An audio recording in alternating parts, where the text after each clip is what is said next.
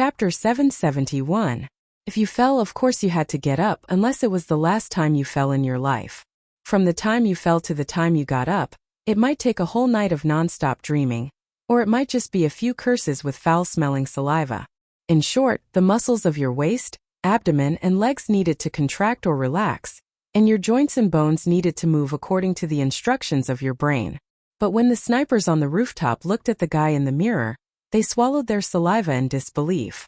They believed that no one in the world could get up faster than him, because that person didn't seem to need such troublesome body movement. The situation at that time could be described as follows. When the snipers on the rooftop found him and wanted to kill him, Sulu knew everything and started to dodge. The burning sensation urged the fibers of his muscles to compress violently. His body that fell to the ground trembled violently, like a goldfish that had been struck by an electric current. He suddenly bounced up and dodged the second, third, and fifth shots that followed.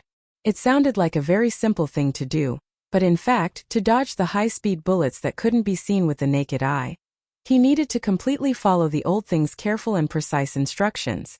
More importantly, he needed to have some kind of ability that could make a human's movements rapidly accelerate and even follow the old thing's instructions. There were very few humans in the universe who had this kind of ability. Fortunately, Sulu had always been one of them. In a flash, amidst the muffled sound of the sniper rifle, he bounced up like a goldfish, retracted his limbs like a leaf in the wind, and then rolled to the left like rice pulp on an iron plate. In the end, he turned into an amazingly elastic glass ball. The tip of his foot touched the barrier in the middle of the road, and his whole shrunken body bounced to the other side of the street with a whoosh. 5 terrifying sniper bullets brushed past his body, past the fat belly of the goldfish, past the brittle edges of the leaves, and past the burnt top of the rice pulp. Bursting, bursting, bursting, bursting. The concrete cracked like flowers, and the bullets sank deep into the ground like snow. But Sulu wasn't hurt at all. After avoiding the first wave of shots that had been adjusted with precise trajectory calculation, he felt much more relaxed. His sturdy thighs trembled, and the vibrating body bounced across the street like a marble. He knew that the following shots would no longer be able to threaten him. The snipers in the distant building kept firing. The hard trees and the resin insulation blocks were bombarded with terrifying holes from time to time. All kinds of material fragments were flying in the air. At this time, Sulu had already run into the dark underground tunnel, preparing to return to his own underground world before the government's follow-up armed personnel. What greeted him was a barrage of gunfire. A military combat team occupied the end of the underground tunnel. Without any warning, they began to shoot. The sound of gunfire echoed throughout the tunnel. From time to time, cement fragments would fall from their heads. The air was filled with the smell of burning. Sulu, who hid his body behind a box, furrowed his brows in silence for a moment. Finally, he put down the plastic bag in his hands and the salmon wrapped in fiber paper. However, he didn't take out the gun in his clothes. Instead, he closed his eyes and fiercely smashed his fist into the wall. Ever since he was young, he had been forced by the uncle to cultivate that mysterious power.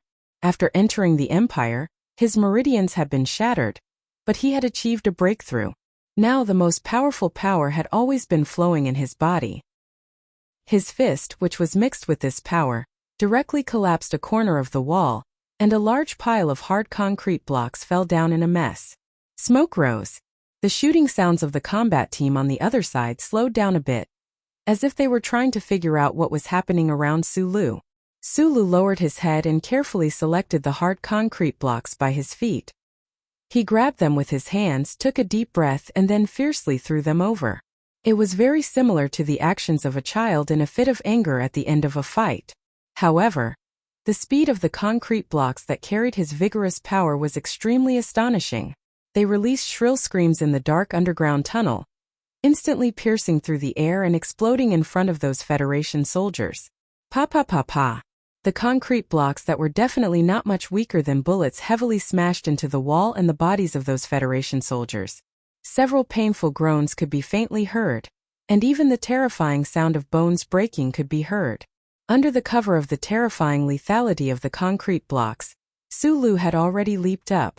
His legs trembled violently, tearing apart the pants on his legs. It also caused his body to turn into a strange line, avoiding the concentrated gunshots that rang out once again. He shook the air all the way, moving forward in a terrifying manner. In a short moment, the few people at the very front of the combat team on the other side fell heavily to the ground after being attacked.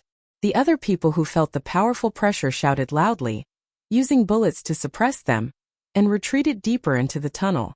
What this combat team that arrived first needed to do was to stall for time.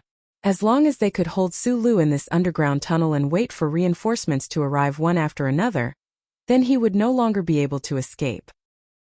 At the back of the underground tunnel, there was a blockade of bullets from the 5 sniper teams and the Federation forces that were rushing over at high speed. In the distance, the faint sound of sirens could be heard. Su Lu, who needed to make a choice immediately, suddenly narrowed his eyes and looked up at the light screen on the wall in front of him. Not sure if it was because the concrete blocks that flew like bullets hit the switch, but the light screen in the underground tunnel suddenly turned on automatically. The channel was the Federation News Channel, and at this time it was broadcasting a special program. Last month the Federation, who had won one victory after another in the war with the Empire, finally received their first heavy blow. In the war on planet Mo, the Federation forces, for some reason, suffered an unusually tragic loss of a large number of troops. Although in the eyes of military experts, the battalion and regiment from the 4th Military Region did not have any practical impact on the entire war, for some reason, the Federation news media carried out a very rare intensive report on this failure. All the news media directly blamed the failure of this war on the Federation government. They believed that at such a critical time, the government blindly asked the troops of the 4th Military Region, who did not receive enough battlefield training, to leave the West Woods and go to the Empire to fight. This was a stupid move for political purposes. The government and the military should bear the responsibility for those soldiers who unfortunately died in the West Woods. The people of the Federation, who were used to winning, watched the tragic battlefield images on the news screen. Some were crying, some were angry, and some were crying. But more than that, they were deeply afraid after seeing the failure for the first time. Only then did the people understand how terrible war was. The slightest mistake could cause the Federation to fall into a terrible future. The Federation government, which was in a terrible state, did not have time to react before the front line ushered in another painful failure. The troops led by the Empire's princess, Hui Chaoshi, directly parachuted into the Mo planet and suddenly launched a huge attack. The Empire military paid a very heavy price and directly drove all the ground troops of the Federation out of the Mo planet. In terms of the ratio of casualties and strategic significance, the federal military could not understand at all why the princess would pay such a heavy price and sacrifice so much to take down the Mo planet. But the people of the Federation did not need to think about this. They only knew that the federal forces had failed again. The shadows were floating above the administrative planets of the various regions and refused to disperse for a long time. At this time, the special program on the TV screen was President Pabre's speech. After the president received the news of another defeat at the front line, he immediately stopped the election campaign in the Wuxia state and returned to the capital special district to give a very provocative speech. He announced to the entire Federation people that in this time of crisis, the troops at the front line needed their support the most, and what the Federation needed the most was unity. Although the 17th Armored Division of the 1st Military Region has not been restored for a long time, based on the glorious history of this unit and the glorious achievements of the past few years on the battlefield, we have reason to believe that after they return to the front line, they will definitely bring more victories for the Federation. The female news anchor of the Federation's news channel smiled and looked at the military expert opposite her. The fact that the military has decided to move the new 17th Armored Division back to the front line means that the military has determined that the situation at the front line is already very tense. However, the reinforcements this time, including the new 17th Armored Division, do not exceed 100,000 people. Will they really help to ease the situation at the front line? The military expert did not think that the front line needed reinforcements at all, but he could not say that. After a moment of silence, he explained, the new 17th Armored Division is one of the first 2 full mecha divisions of the Federation. They are equipped with 200 or so of the latest MX mecha. It is completely different from the traditional definition of a division. We can see that if we want to take back the Mo planet, in a situation where we have already lost control of the air, we can only provide protection for a very short period of time. Then, The female news anchor interrupted the expert's chatter and covered her earpiece as she listened to the director's instructions. She said somewhat hurriedly, "According to the image we just received, it seems that Mr. President is not satisfied with the arrangements of the official residence manager. He still has some things to say." The image switched to the press conference room of the official residence of the president. The dark-faced President Pabre looked into the camera and said, "At this moment, Colonel Sulu, if you really are a hero of the Federation, then please bravely step out into the sunlight." In the dark underground tunnel, Sulu licked his dry lips as he stared at the faintly discernible bright light in front of him. He smiled and shook his head, putting down the unconscious Federation soldier in his hands. In his hands was a 3-part extendable stun baton. It was made of alloy and abnormally tough, and its entire body shone with a cold metallic luster, occasionally tinged with traces of blood. In this short period of time, the dozen or so Federation soldiers in the combat team were all easily and cleanly knocked to the ground by the metal baton in his hands. Not a single one of them was able to put up any resistance, except for the extremely strong guy wearing a single soldier helmet in front of him. The storm started again. Sulu and this strong soldier fought together. The two of them silently attacked, retracted their legs, bent their knees and struck from the side. It was impossible to see their movements clearly. One could only see the wind mixed with dust and dirt, reverberating in the dark tunnel. With a crisp crack, Sulu twisted his knee, and the stun baton in his hand struck the opponent's wrist. Then, like lightning, he flipped over and heavily hit the soldier's single soldier helmet.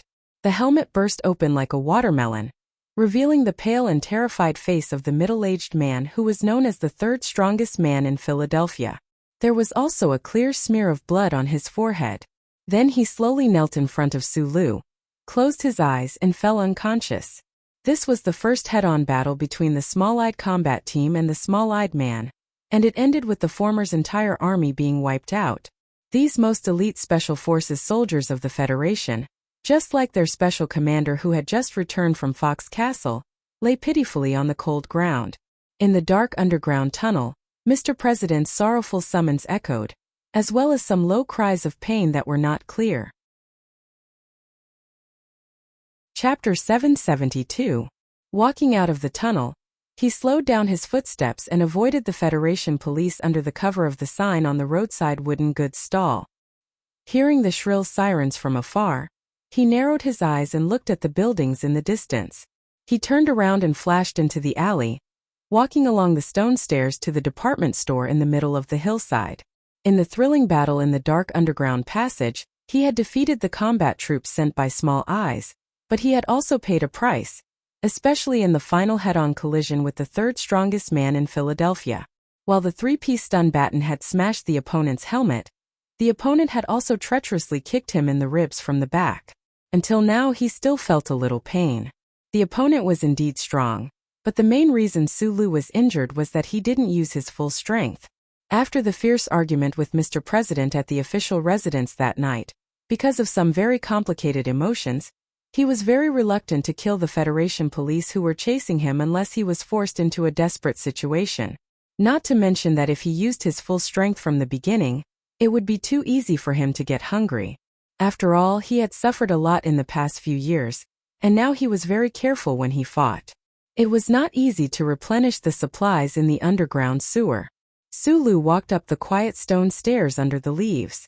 Thinking of the scene where he dodged the bullets in the previous battle, he vaguely captured the feeling of an uncle who was proud of the universe in the past. He couldn't help but grin slightly, revealing a slightly infatuated smile.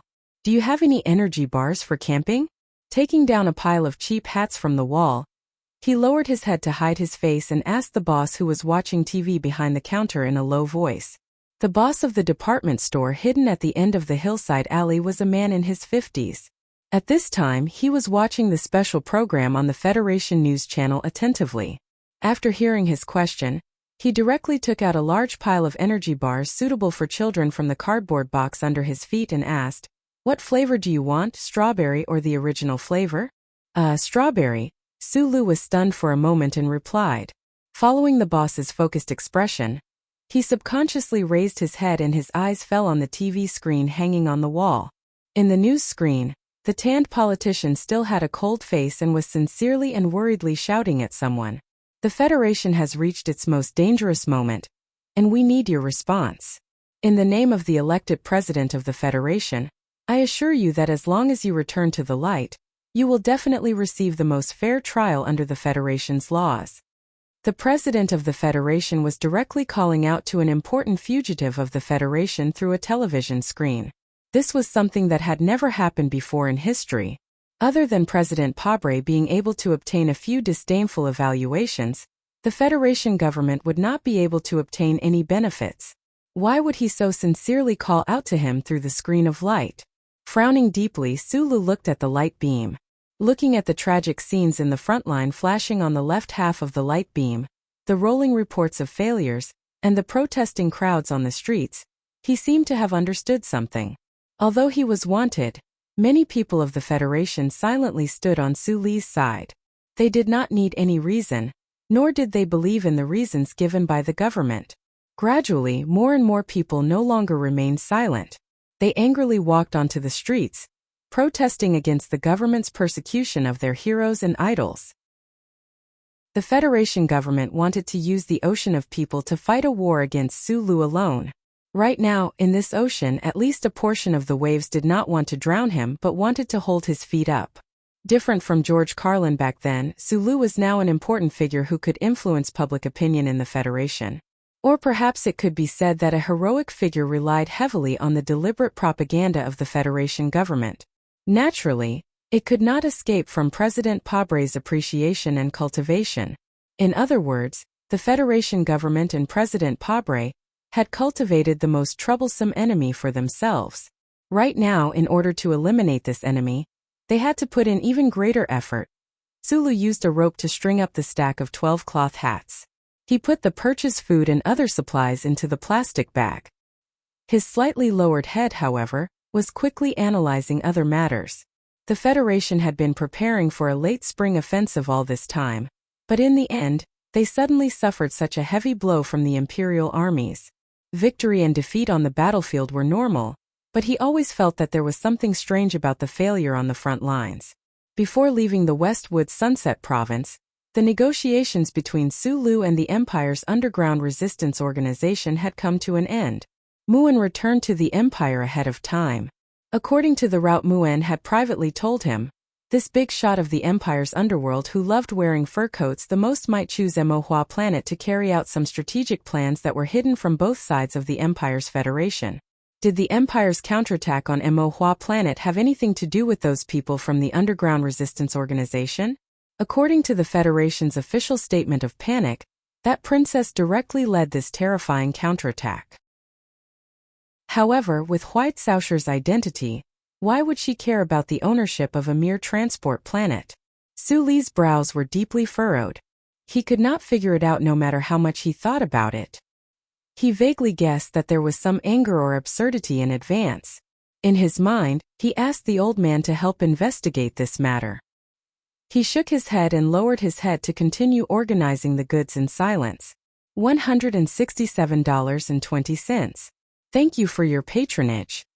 The white-haired male boss looked at the screen of the television and yawned. Sulu reached out to take out the money. Then, he saw a few milk tablets and vitamin tablets in the last hat. He could not help but be stunned.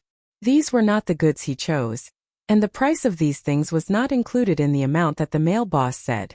Don't be fooled. These guys love to lie. The boss rubbed his white hair and pointed at the news screen on the wall. He narrowed his eyes and said calmly, "You have to be careful when you're outside." "Thank you." Sulu smiled.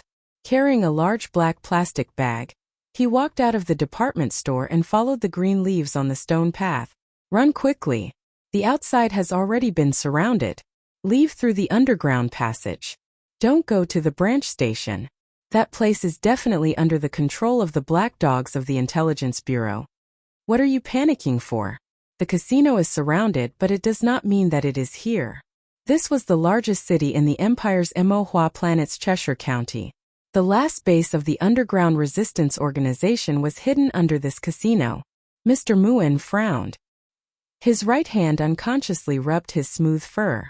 Looking at the panicked soldiers, He gave out orders in a deep voice. He comforted his companions, but his heart gradually turned cold. As the plenipotentiary of the Empire's underground resistance organization, after leaving the Westwoods region and passing through the warp space tunnel of the Gary Corridor to return to the left Skystar region, Muen chose to jump back to the Mohua planet. Only on a planet that was still being fought over by the Federation and the Empire could the underground resistance organization's abilities be fully displayed. Whether it was to open up a new battlefield here or to find an opportunity to escape back to Tianjing planet, Muen needed to make use of this situation. However, he did not expect that not long after the spaceship secretly landed on the Mohua planet, the Empire's troops would suddenly go crazy and launch a fierce attack on the areas controlled by the Federal forces. The Federal forces also seemed to have gone crazy. They made a few command mistakes for no reason, causing a few large cities to be taken back by the Empire's troops one after another. This included the city he was in now.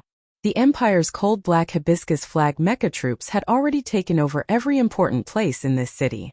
The Empire's army was continuously searching for these underground resistance organization members who should have died long ago.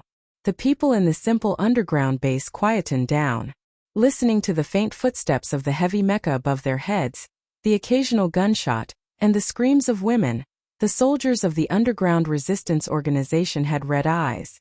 They held the guns in their hands tightly and felt a dry and piercing pain in their throats. Muen frowned and looked at the backup underground escape tunnel. He did not say a word and did not give the order to retreat. Although the end of the underground tunnel looked dark and empty, he felt that there was some kind of great danger waiting for him there. "We have to go." A resistance organization officer moved closer to his ear with an anxious expression and whispered quickly, "The Army has the Black Dog of the Intelligence Department as a navigation system. They can find us at any time." What helped Muen to make up his mind was a loud thud from the sturdy alloy cover above his head. It was obvious that the Empire's Wolfang mecha broke through the concrete shield and used its heavy mechanical arm to smash the alloy cover. "Let's go." He shook his head, tightened his black fur coat, and led the most elite members of the underground resistance organization to quickly walk into the dark underground tunnel. However, at the end of the underground tunnel, a loud noise suddenly came. A huge explosion of unknown origin spewed out strong airwaves and sharp fragments, knocking all 30 of them to the ground. Almost at the same time, the terrifying Empire's Wolfang mecha easily tore through the sturdy alloy cover and jumped into the underground space like a black and ugly Grim Reaper jumping out of the darkness. "Why don't you kill me? You are all experts, save your energy." The mafia boss, Muen, who was tightly tied to a pillar by a high-strength plastic rope, coughed violently as he stared indifferently at the officer of the Imperial Intelligence Bureau in front of him. In front of him were the corpses of more than a dozen resistance fighters.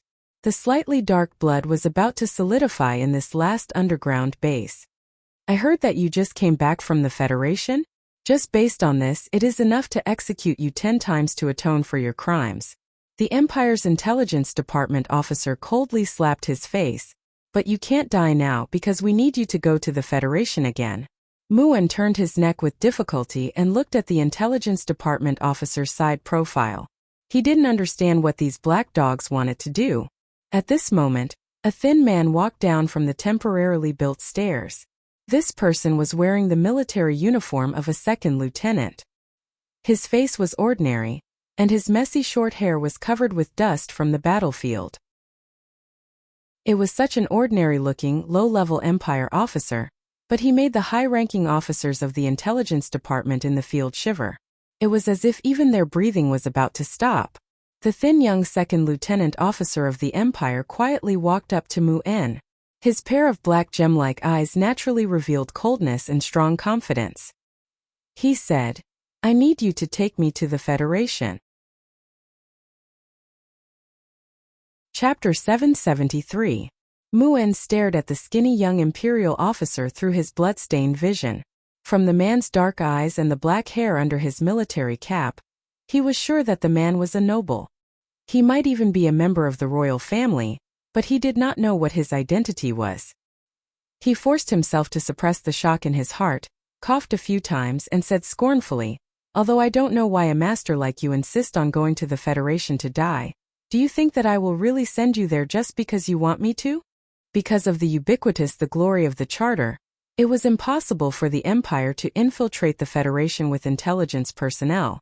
Similarly, because of the chip on the back of the Federation's neck, the citizens of the Federation could not enter the Empire's territory, except for Sulu.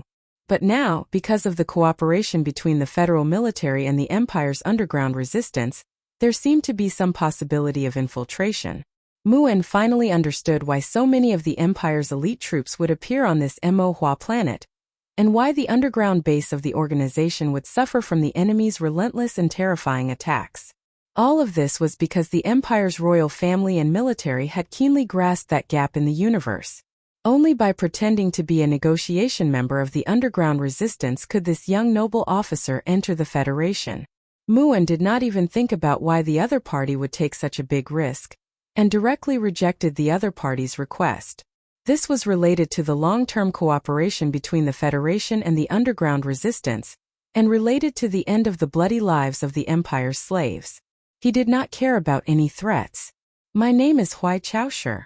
The skinny imperial noble officer calmly looked at the blood-stained face of the underworld boss, and said slowly with her hands behind her back, "Most people call me Su Meng. I rarely make requests to people, but as long as I do, no one will reject me." Hearing the other party's identity, Muan's pupils shrank, and he tilted his head in disbelief, trying to let the blood in his eyes out so that it would not blur his vision. He stared at the dazzling princess in front of him, and after a long silence, he said with a hoarse voice, "I refuse. I've said it before. No one can reject me. At least, in the left heaven starfield." Hui Chaoshi narrowed his eyes and calmly sized up the prisoner. He suddenly said, "I don't want to use your mother, your wife, or your children to threaten you." This city was the most famous tourist destination on the Ink Flower planet. The main colors of the city were yellow and rose red, and they looked particularly charming under the blue sky.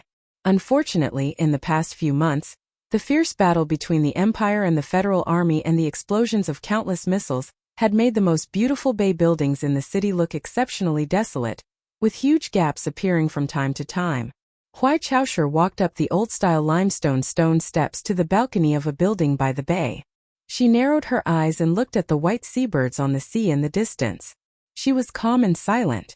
In the building behind her, Muan was undergoing the most professional interrogation by the Empire's military intelligence. Further behind, in space, a high-speed battleship was approaching from the Tianjing planet. On it was Muan's family. Her silky black hair fluttered wildly in the sea breeze. She stuffed her hair into her military cap with her fingers, then took out a light brown lens and put it into her eyes. She thought to herself that she still needed to dye her hair before she left, but she didn't know what color she should dye her hair to make it look good. Would that important leader of the underground resistance agree to take her to the Federation? The proud and expressionless princess wasn't worried about this problem at all. She didn't think about those Muan's family members who were escorted over. Just based on the extremely professional methods of the old experts of the intelligence department, she believed that no one in the universe could withstand it. Oh, except for that small-eyed man. Hui Chaoshi's eyes narrowed even more. She looked at the white beach under the white balcony and was speechless.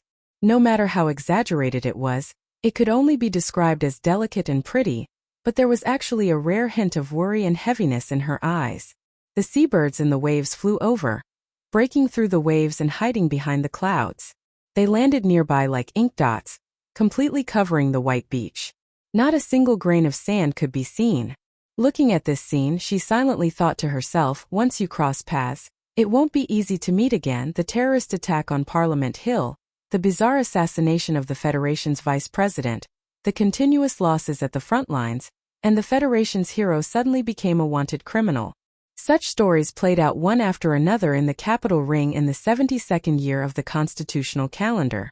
It was like white clouds drifting over with cold faces and piling together to form an ink cloud that was about to break through the city. It made the citizens feel depressed, nervous, sad, and uneasy. Then someone had to come out and take responsibility. The political factions that lost in the election shouted like this. The families that didn't live too comfortably for the past 5 years pushed the puppets on the stage and shouted with cold eyes. The presidential candidates that were in the midst of an election that they were bound to lose shouted angrily at a gathering. All of the Federation citizens angrily banged their chopsticks and shouted at the white meat in their own cafeterias. Who was going to take responsibility? The Federation government or the wanted Colonel Sulu? Different people had different opinions in their hearts. If one had to make a vague definition, the older citizens who were more willing to believe in the government and loved the glory of the Federation from the bottom of their hearts insisted that Sulu, who had an association with the terrorist suspect and the traitor Yufeng, who had ignored the summons of the Federation government and insisted on fleeing, causing the entire Federation society to fall into a state of disintegration, should naturally take full responsibility. However, for the youths and students who were full of hot blood and dared to parade shirtless on the streets in the cold weather of Linhai, the Federation government's persecution of war heroes and fabricating a mess of crimes was obviously to cover up the conspiracy that Colonel Sulu hinted at in the press conference. Thus, they came up with another fucking disgusting conspiracy. If this filthy government didn't take responsibility, then who would take responsibility and who would step down? Fierce arguments occurred on online political forums, in tea houses and bars, and even in classrooms and families. Respected professors and indignant losers in the election for president of the Federation, a middle-aged manager who had just returned from work at the white meat factory, and his son who had just entered his first year of high school. Countless arguments erupted in every corner of the Federation society. Bad news of failure came from the front line again. More than half of the Mo planet fell into the hands of the Empire. The federal forces seemed to be forced to give up the late spring offensive. The people in the arguments fell into silence. 2 days later, the three major Federation unions and the Veterans Association announced the launch of the largest strike in the history of the Federation. At this most dangerous time, they fully supported the Federation government and the frontline troops. Chapter 774. Since the beginning of the constitutional era, from the Republic to the Federation, whether it was the chairman or the president, their rule or management of the Three Woods Galaxy was actually a difficult time dancing with the Seven Wolves. The seven families with terrifying power hid in the shadows after the end of the imperial rule. They coldly stared at the regime on the stage. Although the wolf's mouth was not like a blood basin, it spat out white fog in the cold winter season. Their sharp teeth were sometimes visible in the white fog. When they felt threatened or hungry, they would suddenly pounce and tear off a large piece of bloody flesh from the opponent's body. In the eyes of these families, the stories and incidents that happened around the 70th year of the 37th constitutional calendar were nothing more than a routine plot or a boring repetition of history. Even the death of the tiger, Silin, only made them join the government in coldly joining in the feast. It wasn't until the death of the military god, Li Bofu, that these families smelled something extremely dangerous from the explosion of the ancient bell. Then, through Suli's escape, they realized that the current government seemed to be very different from the previous governments in terms of execution. Thus, they became vigilant. After becoming vigilant, the families began to use the media they controlled to launch public opinion attacks on the government and the man in the official residence through the so-called persecution of the Federation hero. Parliament Hill, which had been strongly influenced by them, also began to try to limit the expansion of the government's power or desire for power. But they did not expect that the Federation government and President Pabre, faced with this seemingly internal and external situation, did not panic. They were so calm that it was frightening. They did not use administrative means to fight back. They just waited calmly until a big event happened. It was a massive demonstration. A demonstration in support of the government that was rarely seen in the history of the Federation. In the huge industrial parks all over the Federation, there were billions of industrial workers who were members of the three major trade unions. The Veterans Association had the strong support of countless retired soldiers and the collective respect of the society. When such an influential civil organization suddenly launched a demonstration, one could imagine what kind of scene it would be. According to the demands of the three industrial unions, except for the enterprises involved in military supplies, all the workers in the industrial zones refused to go to work and took to the streets. Especially in the Federation's heavy industrial base S2, the strike rate had reached a terrifying 60%. The entire Federation's economy was seriously threatened.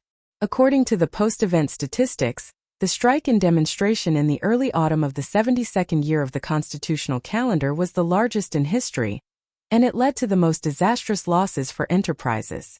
The momentum was so great that it was unprecedented.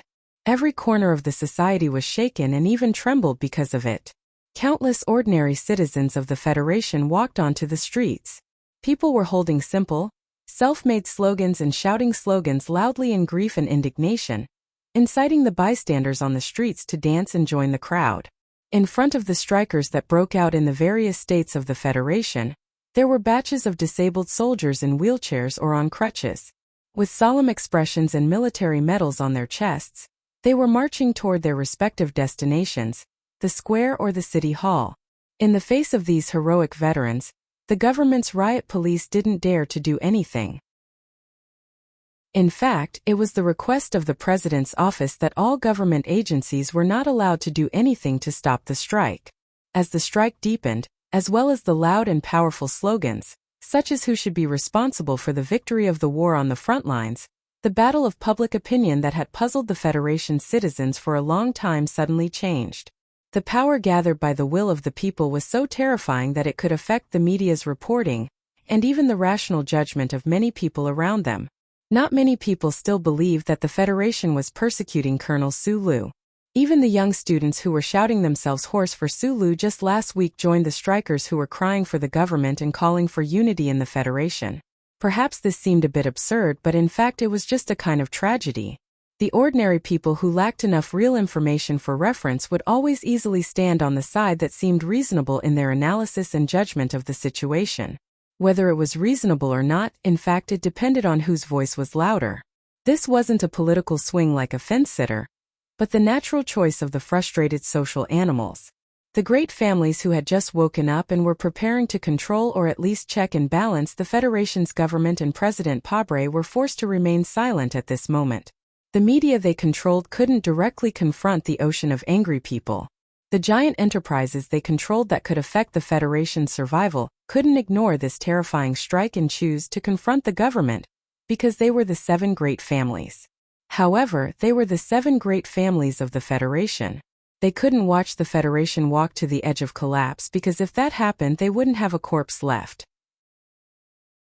A few years ago, Medellin, who was investigated by the Federation government, had remotely controlled those fanatical young George Carlin activists in the Ministry of Justice to raise a demonstration that shook the Federation, thus forcing the government and the 7 great families to choose to compromise.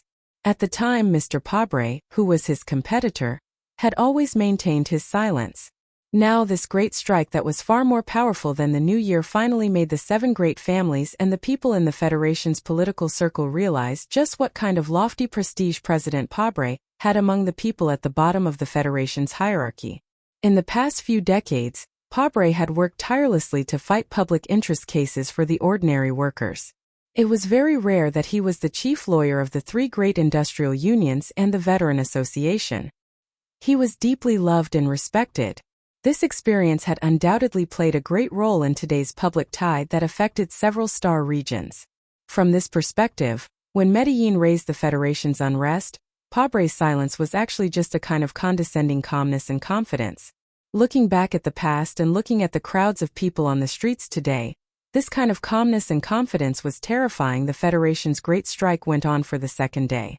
Hundreds of thousands of marching troops marched from the industrial park in the southern suburbs of the capital to the capital special district on foot. The mighty demonstration troops completely paralyzed the ground transportation in the capital special district, and the big shots who felt the threat of this fanatical crowd took the air transportation in advance and left their respective residences. At noon that day, President Pabre gave a speech in front of the president's official residence. The fanatical and chaotic demonstrators crowded the entire Charter Square. When they heard the president's hoarse and tired voice that was still full of upward spirit, everyone quieted down. This was truly an incredible scene. The appeal of human beings who had a common goal oscillated and amplified each other, gradually turning into a kind of control that had a religious and sacred feeling. This kind of control could not be seen at all. It was silent and invisible, and it was only exchanged in people's eyes and gestures. In the speech, President Pabre told the demonstrators the root cause of the military failure in the front line, severely criticized the selfish manipulation of a certain financial association and its affiliated media organizations, and asked the parliament to pass several important wartime regulations. At the same time, he called on the people who participated in the demonstration in the Federation to try their best to stay calm and return to their posts as soon as possible, because the Federation in war needs your passion and desire for justice, but it also needs your labor and wisdom to win a comprehensive victory against the Empire. What kind of humiliation was this kind of call to take the overall situation into consideration? The dense and silent crowd in Charter Square suddenly erupted into a huge wave of applause and cheers. The young female students were so excited that tears were streaming down their faces, the middle-aged workers were so excited that their faces turned red, and the disabled veterans in wheelchairs at the front of the line touched the military medal on their left chest with their right hand and looked at the president on the stage with a determined expression, vowing to fight for the glory of the Federation until the last drop of blood was shed. The president called on the people who participated in the strike to return to their posts. However, the people who deeply understood the difficult situation of the government from his speech swarmed to the Parliament Hill before the end of the strike. They shouted angrily, waved the photocopied votes in their hands, and asked the Parliament members who were urgently convening the Parliament to immediately pass several important bills submitted by the government. Naturally, Parliament Hill would not back down just like that. After all, although the temporary wartime regulations did not significantly relax the authority of the government, two of the regulations related to the audit of funds were directly related to how deeply those few large families could hide in the shadows of history. The angry demonstrators calmly did not rush to the cordon under the long stone stairs, but they surrounded the magnificent building and threw countless artificial eggs and squid on the stone stairs, adding countless stains to the building that had just finished its outer wall. Wearing a single windbreaker, Bob walked on the street with a gloomy face. The reflection of the fire on the corner of the street was reflected in his eyes. An overturned police car was burning, and it seemed to have ignited the thick cigarette that he had forgotten to light at the corner of his mouth. The streets of the capital special district were full of garbage and waste. The cleaning workers' strike would continue until the next morning, which meant that the city swept by the demonstration would still look like a garbage dump until the next morning. Relying on the efficient organization of the three industrial unions and the Veterans Association, the strong guidance of the police department, and the continuous appeals of the government and President Pabre, the fanatical demonstrators did not lose control. The capital special district was very lucky to be safe. However, there were always some unexpected situations, such as the overturned police car that was burning, and the luxury store that was smashed into ruins in a more remote corner. The situation is not dangerous, but the trend is too dangerous. At the corner of the street, Bob lowered his head and lit the thick cigarette in the hand of Wood, who came to pick him up. He looked around cautiously and said in a low voice, "Using the power of the people to fight against the power of the powerful class. Once it gets out of control, there will be big problems." Wood smiled and said, "But I quite like to see those old men panic. The Federation is not an empire. Of course there is unfairness, but I insist that there is no such thing as an old man." After a pause, Bob frowned and said, "The official residence rejected my application. It seems that Mr. President is not willing to talk to our disobedient newspaper." Chapter 775. At a time like this, you can't expect Mr. President to have enough patience to listen to the nagging of a chief editor. Wood paused, lit the slender cigarette between his fingers, shook his head and said, "Even the Post and several other newspapers with a clear background have now withdrawn their tentacles under the pressure of the public. The voices we can make, or the power these voices can convey, may not be enough for the government to show enough respect." Maybe so. Chief Editor Bob fastened the collar of his windbreaker and walked side by side with Wood to the newspaper office. However, just as they turned the corner and were still a few hundred meters away from the newspaper office, they were forced to stop. "Gentlemen, please don't go there." Dark yellow police lines blocked both ends of the street. Dozens of policemen anxiously shouted and blocked the crowd. Fortunately, today's demonstration had dispersed.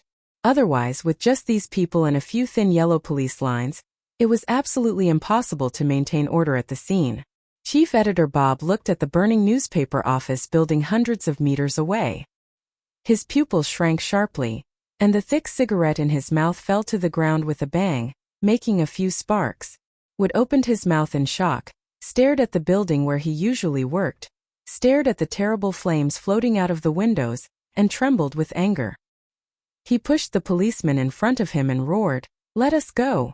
There are still people in the newspaper office." "Mr. Reporter, the staff in the newspaper office building have been safely evacuated."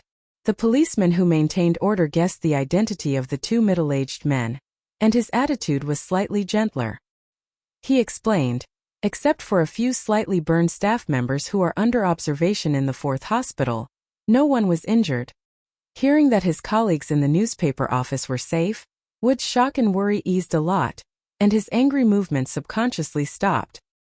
He stared at the newspaper office building in the distance, which was burning miserably like a giant torch, and subconsciously grabbed his hair in pain and murmured in a trembling voice, "What the hell is going on? What the hell is going on?" Chief Editor Bob looked at the building where he had been working since he graduated from journalism school. He pursed his lips tightly and did not say a word. The building was burning, turning into a charred ruin. The fierce fire seemed to be burning away the passion of his youth, the persistence of his middle age, and his original view of the world. This kind of burning in the depths of his heart should be an extremely painful thing, but there was not much expression on his face. Gradually, even the anger disappeared, and there was only calmness and even indifference. Bob still felt that he couldn't see clearly enough. He couldn't see clearly enough. He couldn't see the scene of the death of something precious in his heart. He slowly took out a pair of glasses from the inside pocket of his windbreaker and put them on. A big fire can burn everything, including the secret database that we are so proud of. Red, yellow, and black flames were reflected on the spectacles. Bob's cold eyes penetrated the spectacles and looked at the burning building. He suddenly said faintly. Wood's body suddenly stiffened as he stared at the side of his face in disbelief. If this fire was not an accident, then who dared to burn the most credible news agency of the Federation into ruins? Was it really the government? Medellin is dead, and Padre won the election. I thought the world had changed a lot. Mr. Reporter, who was known for his fearless spirit and his ability to entertain the paparazzi, remembered the Medellin case investigation that had won him the Nebula Award for Best Documentary Reporting. He painfully frowned and looked at the building that was getting bigger and bigger. He said in a hoarse and angry voice, "In the end, nothing has changed. Could it be that those people want to break my leg again? Or are they going to kill us?" The fire is an action and a warning. Although it is difficult to kill two famous reporters of the Federation and then disguise it as an accident, I believe that if we continue, such a tragic ending will definitely be waiting for us not far away. Chief Editor Bob said expressionlessly. Then he lowered his head and looked at the thick tobacco that was struggling to survive in the autumn wind. He said, "I am very disappointed with all of this." Wood's eyes became sharp and hot. He stared at the flames that were spreading outside the building in the distance. He looked at the busy police in front of him and the fire ladder truck that was obviously late. He lowered his voice and said fiercely, "I want to go in and grab that information. The memory is not necessarily damaged by the fire. Before the fire, all of the memory must have been destroyed." Bob stopped his companion's courageous and adventurous, but obviously stupid and impulsive idea. He said calmly, "But fortunately, I have made a backup in advance." Wood was stunned. He patted the chief editor's shoulder that was not very strong. He smiled awkwardly but did not laugh out loud. He said in a hoarse voice, "Good job. What should we do next?" "The most important problem we face is what to do about tomorrow's newspaper." Bob rubbed his painful shoulder and said calmly, "I will go to the hospital and the police station at this time. You go and contact the experts in the industry. Rent a few workstations first and work overtime tonight. The fiber paper edition will be suspended for 5 days, but the electronic edition must be released on time." "Understood," Wood replied very quickly. Then he frowned and asked in a low voice, "Start the report tomorrow? I have already written a part of it. The title is also chosen. It will be called Forever Antique Belle."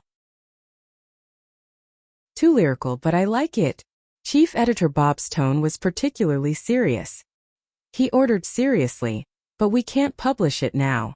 Facing such a powerful president and government, I believe that before this report is published, you and I may be robbed and stabbed to death by a street gangster at any time, or be hit by a speeding car again." "I understand. We need to wait for the right time." "That's it." The two of them looked at the burning newspaper building in the distance with a complicated expression across the yellow police line. Then they prepared to leave. At this time, a large piece of heavy object suddenly fell from the edge of the burning newspaper building. It made an extremely loud muffled sound. Countless sparks and charred pieces of metal splashed everywhere, causing the firefighters on the street to run for cover. The long period of high temperature caused the piece of metal to lose its original appearance, but Bob and Wood knew very well what it was. It was the famous logo of the Capital Special District Daily, a half-eclipsed moon. The moon eclipse. The moon eclipse was not one of the two beautiful moons in the night sky of S1. It was the forgotten asteroid in the sky of Eastwood. Back then, in order to develop the crystal mine resources on Eastwood Planet, the First Republic Federation hid from the management committee occupied by extreme environmentalists and forcibly ordered the 4th Military Region to use prohibited weapons to blow up the asteroid, changing its orbit and leaving behind an extremely ugly moon eclipse that was riddled with scars. There was no need to argue about who was right or wrong in history.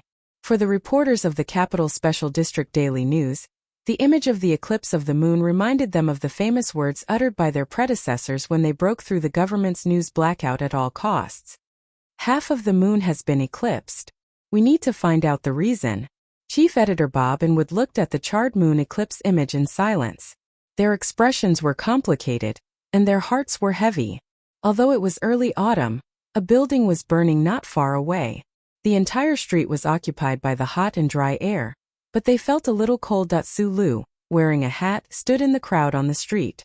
At this moment he, like the people around him, seemed to be grabbed by the neck by an invisible hand. He stood on his tiptoes and looked into the distance. This scene looked very interesting. It was like those rich people who could get documents from HTD to raise cats, grabbing the soft skin behind the cat's neck. The crowd was like many cats who did not know what their owners were thinking. They stared curiously at the burning building, guessing what had happened. Did it have anything to do with the rally in the morning? Did anyone die? How many people died? Would there be a memorial service tomorrow? There were all kinds of questions. The indifferent sadness made people feel that it was not so sincere. Sulu left quietly, lit a dry cigarette in the autumn wind, and walked with his head down through the city that was getting darker and darker. He did not think that there was any difference between him and the crowd, but he seemed to be able to vaguely understand what the real masters of the Federation were thinking. At least he knew that those people wanted to kill him. These days, he, who had been traveling in the underground world and on the surface, was facing the almost omnipresent pursuit of the Federation government. At the south gate of the Botanical Garden and outside the walls of the 33 protein meat synthesis factory, he had been attacked several times in a row. The situation was extremely dangerous. Although the old man still stood on his side in a reserved and uneasy manner, in the face of the Federation government, which had a secondary surveillance network and countless resources, he, who was only one person, was still too weak in the end. Especially recently, the intensity and precision of the government's pursuit made him sensitive enough to smell a trace of danger. Behind the surveillance cameras on the streets and alleys, there seemed to be a group of very powerful people hidden, and they were trying their best to hunt him down. These people were very professional, but they did not have the bureaucratic inefficiency that was unique to the Federation Investigation Bureau. These people were very professional, but they were not as easy to be careless as the army. Their calculation methods were very meticulous and very targeted. Yes, targeted. The continuous attacks and the sense of crisis that was getting closer and closer to death made Sulu feel that these people understood him very well, and sometimes even more accurately than he did in grasping his combat style and choice of action. In addition to speculating with interest about the composition of the team, he often thought about President Pabre's conversation in the official residence when he was underground these days. However, today when he saw the newspaper building burn to a crisp, he realized that he had made a mistake. If you are not good at thinking, then don't think. If you are used to doing more and saying less, then don't think too much and do too little. Since many people praised him for being good at simplifying complicated things, then after returning from the Westwoods, he should not choose the opposite behavior pattern. In the end, people should still walk the path they are familiar with. For Sulu, who was walking on the streets of the capital, what he should do, and what he would do, was to raise the gun in his hand and defend his principles. Chapter 776. I heard that 2 police officers were killed in today's parade. That has nothing to do with us. I heard that the Capitol Daily building was burnt to a crisp because a plate maker was smoking in the underground workshop. That still has nothing to do with us. The official flipped the badge between his fingers and very rudely refused Biderman's attempt to chat. Although the young former technical genius of the Bureau of Proclamation played a very important role in the team, the official couldn't help but feel disgusted by the habits of these so-called geniuses whenever he thought that the combat genius was looking at him indifferently in the underground tunnel. The pattern on the badge was a squinting eye. This small troop specially established by the government was gradually perfecting its structure with special uniforms and equipment. The cooperation between the members was getting better and better, and their work was getting smoother and smoother. They were getting closer and closer to their ultimate goal. But what frustrated everyone in the Small Eyes troop was that although they were infinitely close to the goal, and had even lured the enemy out of the underground tunnel and trapped him under the wall, the enemy still managed to escape in the end. It seemed that the target was right in front of them, but they didn't know where his real body was hidden in the city. Don't be too frustrated and don't be too nervous. Smoking a cigarette, Biderman looked at his colleagues in the room and laughed exaggeratedly. He waved his hand and said, "This independent area has been specially set up by me. Together with those backdoors, the Federal Central Computer doesn't know what we are doing at all. Then, that Colonel Sulu naturally doesn't know either." The official ignored him and waved his hand to summon all the members of the Small Eyes troop around the wide hologram table. His fingers quickly flipped through the electronic pattern and said in a deep voice, "For the next plan, the Strategic Research Division of the Investigation Bureau has given some new suggestions." What suggestions? The tone of the question was very calm. The members of the Small Eyes troop in this building, who came from various powerful agencies of the Federation government, seemed to have a certain trait in common: the indifference and lethargy unique to technical personnel. The psychology professor took over the topic of the official and pointed at the picture on the table. This is the archive of the investigation of the Federation Investigation Bureau a few years ago. It is a high-resolution satellite image of the traces left by Colonel Sulu after he smoked and thought in Charter Square before he made up his mind to assassinate Senator Medellin. From the arrangement of these cigarette butts, we can confirm that he is a very orderly person. Biderman continued his sarcastic remarks. Looking at the picture of the plum blossom-shaped cigarette butts in the snow, he said sarcastically, "Perhaps this only shows that our Federation hero is an artistic youth at heart." Like all his colleagues, the professor of psychology had long learned to automatically filter the voice of this young technical genius. He continued, according to the peripheral interview, "Colonel Sulu has a small habit after smoking, and that is, he will carefully crush the cigarette butt and only stop when he is sure that there is no spark. Also, except for the mental struggle between the battlefield and the last time he tried to assassinate Senator Macklin, he will throw every cigarette butt into the non-recyclable bin." Biderman said in a slightly shrill voice, "What can this prove? Is he a person who keeps order and is extremely cautious? Think about it with your pig brain. Is a colonel of the Federation full of masculine hormones who assassinated a senator with outstanding military exploits the kind of person you think he is? In the past, I have always thought that you have a very outstanding strength, and that is that you can always be exceptionally calm and cautious in all kinds of battles. So, I really did not expect that you would be crazy enough to choose this place to meet me." Zoyu did not draw her eyebrows today, but her eyebrows were still as beautiful as a painting. She slowly cut the premium steak in front of her, her eyes slightly lowered, but it seemed that she was carefully observing the friend across the table who she had not seen for a long time.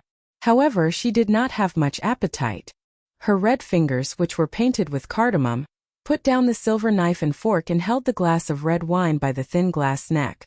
She raised the glass and drank the wine in one gulp, frowning somewhat painfully. "A very important elder to me once said some last words to me before he died. Although he seems to be alive and well now, I have never forgotten these last words. Sulu chewed the really delicious and juicy beef in big mouthfuls. He lowered his head and replied vaguely. He said that the most dangerous place is the safest place, but it is best not to try it more than 3 times. I have been on the run for so many years and I have never practiced this teaching, but you know the recent situation. If I don't try this method now, I may never have the chance to try it again. Zhou looked at him quietly, without showing any concern or worry, because concern and worry did not need to be expressed with eyebrows. She dabbed the corner of her mouth with an exquisite napkin with the 3 ancient letters LFP written on it and said, "So you chose to meet here. Mr. President, and the government must be the most vigilant now that I have joined hands with those big families. This is the Lufeng Slope Club, which is close to the Charter Square and the official residence.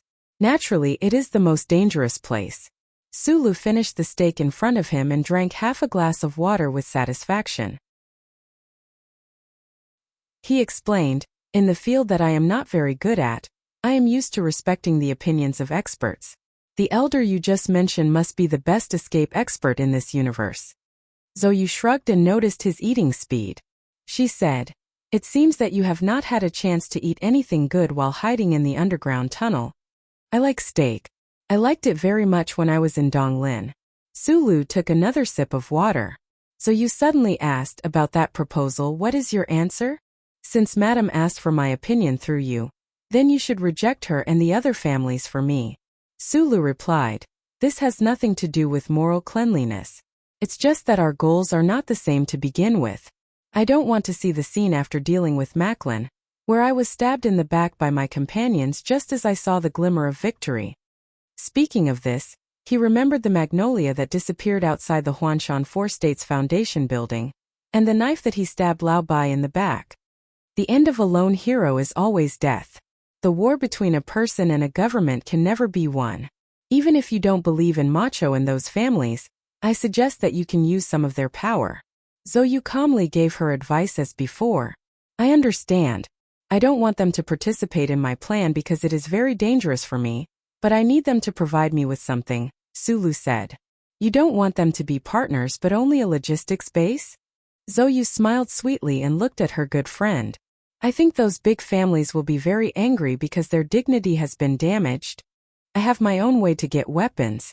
In fact, what I need Madam to do is very simple.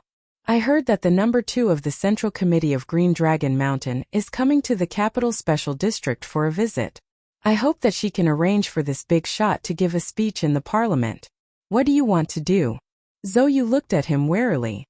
"You come from a military family, so you should know that the battle plan cannot be exposed," Sulu said. Zhou was silent for a long time and said, "You have to be careful." "Yes." Sulu looked at the Guna porcelain plate in front of him with traces of blood. He thought of the fierce argument with the old thing in the underground sewers, and how the old thing still agreed to his request in the end. He suddenly raised his head and looked at Zhou. He frowned and asked, "Is it possible to get me an MXT?" Zhou looked at him and said mockingly, "That cheap father-in-law of yours has already been sent to S3. Even if he is still the Minister of Defense, I can't get you an MXT. I don't know what you did that night, but all of the Federation's troops increased their combat readiness and surveillance. It's impossible to get you a mecha without anyone noticing." Sulu frowned. He silently thought about which direction the Shell Motor Company's door was facing. In the building that was vaguely independent of the comprehensive monitoring of the charter, the Small Eyes unit was still in a high-intensity discussion. Other than the combat team led by the Philadelphia close combat expert, all of the staff of this special unit had to be trapped in the building for a long time and could not go out. This special environment indirectly squeezed these technical officers to think of one strange trap after another. Colonel Sulu is a very difficult person to deal with. The psychology professor came to the final conclusion. With his combat experience, special charter authority, and the calm and careful nature of an engineer, it is very difficult to use conventional methods to catch or kill him. The results of the previous few operations have proven this point. Go straight to the conclusion. The high-ranking official brought up another image on the table. He looked coldly at the people in the room and said, We have to anger him and force him into the mental environment that he had before he assassinated Senator Macklin. Only then can we set up a perfect trap and kill him. According to the confidential information we have, the spy from Green Dragon Mountain that Colonel Sulu tried to avenge was actually killed by both the government and Green Dragon Mountain. And we believe that Colonel Sulu himself has also found out this. The official pointed to the old man in the image and said, "His name is Jean Shota, the second most important person in the Central Committee of Green Dragon Mountain. Since the death of that legendary figure, he has been the nominal leader of the intelligence system of the anti-government army. In a few days, this person will visit the capital special district. If Sulu wants to kill this person, this is the best opportunity, and this will also be our best opportunity." Biderman raised his hand to raise an objection. He said, "If I remember correctly, Colonel Sulu has been hiding in the underground water for many days and has not taken any action. If he can still hold back this time, what will you do? How will you anger him? We still have the second bait." The official pulled up another image and pointed to the colonel wearing the windbreaker of the 4th Military Region. He said, "His name is Colonel Lake, and he was arrested for the Ancient Bell incident. The Federation Military Court will acquit him later." The official raised his head and looked at the people in the room. He said in a cold voice, "When Colonel Lake walks out of the court, Sulu will definitely try to kill him. Do you understand?" If Biderman still wanted to argue. In his opinion, no matter how powerful a person was, facing the pursuit of the entire Federation, it was impossible for him to expose his whereabouts for these so-called baits, because it was obviously courting death. The official directly interrupted his question and said, "If he can control his anger like this, then he is not the Colonel Sulu that we desperately want to kill." Lufeng Slope Club. Zhou Yu looked at the small half-cup of water in Su Li's hand and frowned slightly. She said, "The military court is about to start the trial of Colonel Lake's rebellion. I think you should be mentally prepared for the result." "Yes." Sulu drank the remaining water in the cup and said, "If the court acquits him, then I will kill him before he walks out of the court."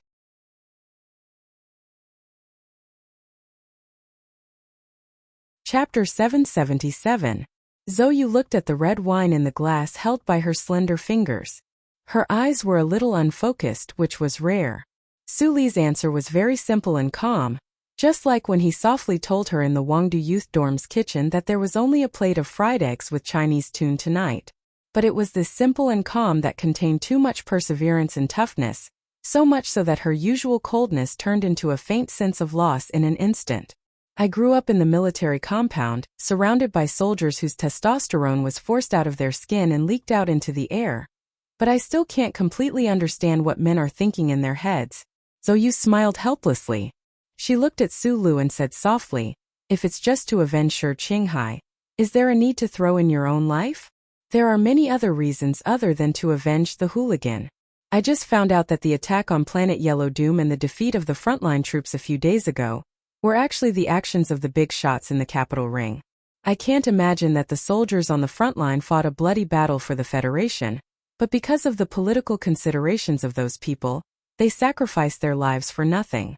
Su Lu narrowed his eyes and stared at the empty wine glass in front of him. There was no wine or water in the glass, only air. After a long pause, he took a deep breath and looked at Zhou Yu. "All reasons are reasons, but none of them are the most important reasons. I want to kill them because I think it's more important that they die." Zhou Yu didn't say anything.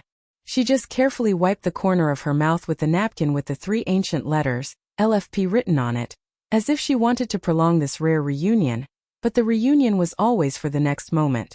A firm and cold emotion returned to her eyes. She picked up her leather bag and stood up. She said goodbye to Su Lu. "Good luck." "My luck has always been good, but this time it has nothing to do with luck." Su Lu did not hide the dangers of the future from Zhou Yu. He said calmly, "To achieve my goal, I really have to risk my life this time." What he meant by risking his life was to fight for a bright and bloody future. Zhou Yu tightened her grip on her purse, and her paleness gradually appeared. She looked at the empty wine glass in front of him and sighed. "Since you're Zhuangxing, you should drink some wine today." Su Lu replied, "Ever since he died, I have never drunk alcohol provided by others." Zhou Yu was silent for a moment and then said with a smile, So, you were willing to drink the wine I brought to the stall last time, which means you trust me very much. If I can't even trust you, then it's too boring. Sulu smiled and said, and as you know, I've been fighting these days. I don't want alcohol to affect my brain. He had been fighting these days. He had been fighting against the entire Federation. There was not a single second of peace and relaxation in every place. There was only the tension of life and death. Zhou looked at him, who had obviously lost a lot of weight, and suddenly felt very sad. She raised her hand to cover her bright red lips to hide her inner emotions and pushed the porcelain plate with more than half of the steak left on her table to him. After Zhou left, Sulu continued chewing the remaining steak with his head lowered. During the process, no one knew that under the beautiful and pleasant light of the Flowing Wind Slope Club, he had a lot of conversations with the Federal Central Computer in his mind. Like the many fierce quarrels in the underground sewer, the old thing still refused to provide any specific help for the plan he was about to carry out. According to the old thing, it was a serious violation of the 3 core laws if it provided detailed information and help knowing that he was going to kill one or many citizens of the Federation. Suli's eyebrows were tightly knitted, like a flower tied by shoelaces. After sitting at the table in silence for a long time, he cursed silently and put the silver knife and fork on the table heavily, making a muffled sound. A waiter came after hearing the sound. After politely asking for instructions, he took away the extra plates and tableware for him. Right after the waiter turned around and left, there was a very small and unnoticeable chip in the place where the silver knife and fork were originally placed. Sulu smoothly grasped the chip in his palm and lifted the hood of his dark blue sports coat to cover his face. Stepping on the deliberately wet bluestone road, he walked out of the Flowing Wind Slope Club. Outside the club was the Charter Square. In the early autumn, the ginkgo leaves around the square were beginning to turn yellow. They swayed gently with the breeze, or it was more appropriate to say that they were trembling. This was the most beautiful season in the Charter Square, but there was no scene of tourists. He didn't know whether it was because the loss of the front line had made the people lose interest in sightseeing, or because of the strike these days, the people had taken back their boots that were ready for autumn. Sulu sat on the bench beside the square and lit a cigarette. He squinted his eyes and looked at the few pedestrians and the military police that were far more than the pedestrians in the square. Green smoke curled up from his fingers and then rose into the early autumn sky. He lowered his head and inserted the chip into the military watch. He carefully read the information in the chip and felt infinite emotions in his heart.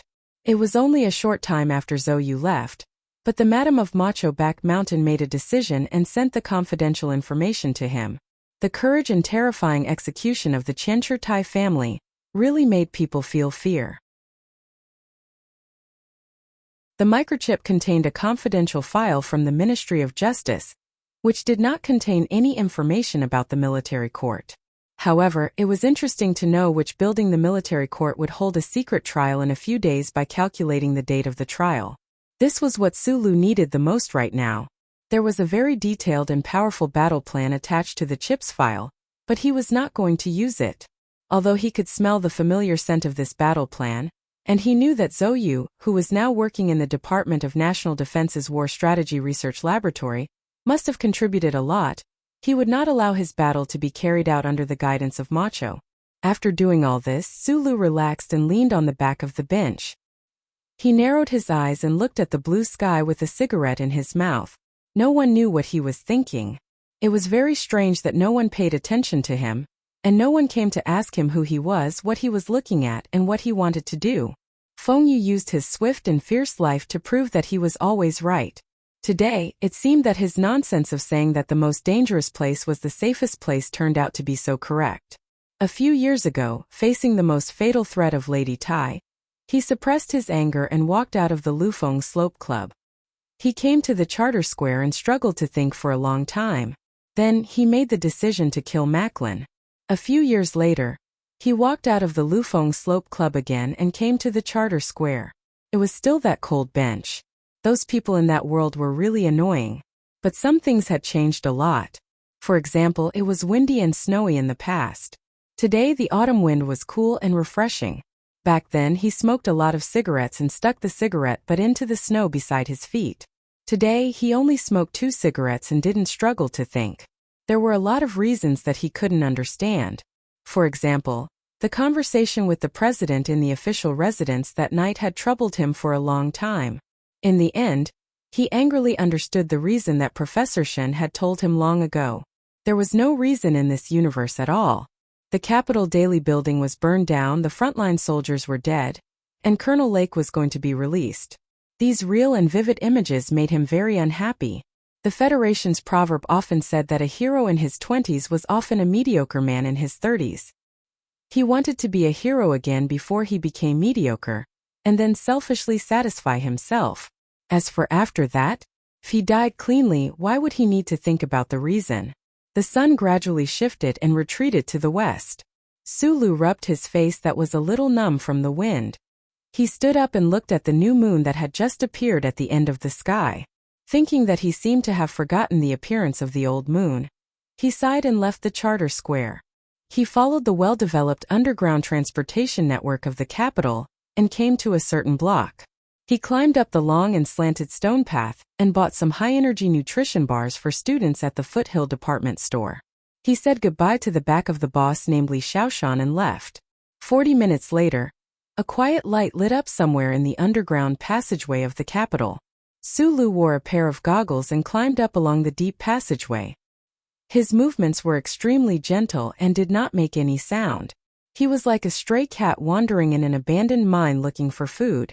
Using a sharp military knife to cut open the hard outer wall of the pipeline, Sulu narrowed his eyes and pulled out as many as 64 bundles of solid wires. He focused his power on his fingertips and rubbed them down forcefully. His fingers were like a hot soldering iron at the moment, and he actually rubbed the protective film of the solid wires off like paper scraps. After connecting the miniaturized workbench to the broken wires, Sulu stared at the faintly glowing screen. He did not try to crack the security system on the ground. Instead, he tried to follow the data flow to find the numerical value to open the ground valve.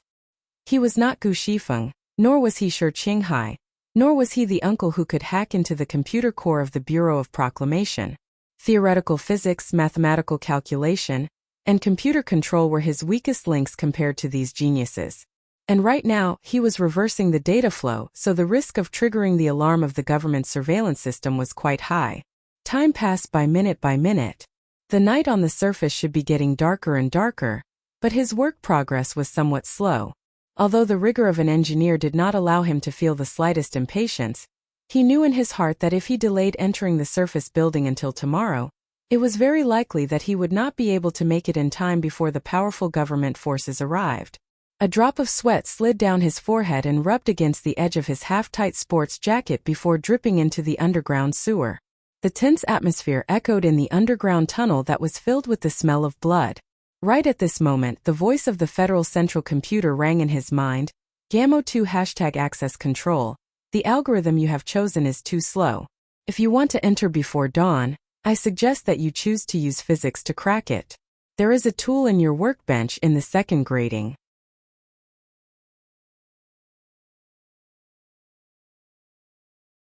Chapter 778. With a light click, the valve at the top of the tunnel, which didn't look heavy but was definitely heavy, finally opened. Sulu didn't rush out like a rookie. Although there was only a thin line between him and the rookie, he had been through hundreds of battles on the battlefield. He hung in the air, patiently waiting for the lubricating liquid to gradually moisten the spring that hadn't been rubbed for many years. At the same time, he carefully removed the traces around him and carefully recombined the pipes. He took out wet ash from his bag and deliberately smeared it on randomly. After doing all this, he slowly drilled out with the tip of his elbow against the valve above his head. After crawling through the tunnel with a small angle of nearly 60 meters, he finally came to the ground. He pushed open the door of the electrician's room inside the building with the dense green plants. Under the cover of the night, he quietly walked into the hall and used the fastest speed to look at the internal structure of the military court. He asked the old guy to temporarily replace the surveillance camera inside the court. He walked from the direction of the courtroom to the door. His footsteps were light and heavy, and he quickly determined his hiding position. The feeling of the soles of his boots was very clear. The tunnel was covered with strips of red carpet, and below it was a solid wood floor. The space below should be enough. The information given by Macho Back Mountain was detailed and accurate. Sulu lifted the carpet from the bottom of the courtroom, revealing the rough wooden floor underneath. He then took out a thin alloy wire from his backpack, threaded it into the other part of the carpet, and stepped on the bottom of his boots through the small groove at the front of the wooden floor. He lifted the wooden floor and lay down. He very methodically arranged the modified H-14 sniper rifle, the high firepower Langer pistol, and the military knife he made himself beside him. The cubicle under the floor looked like a coffin under the dim light.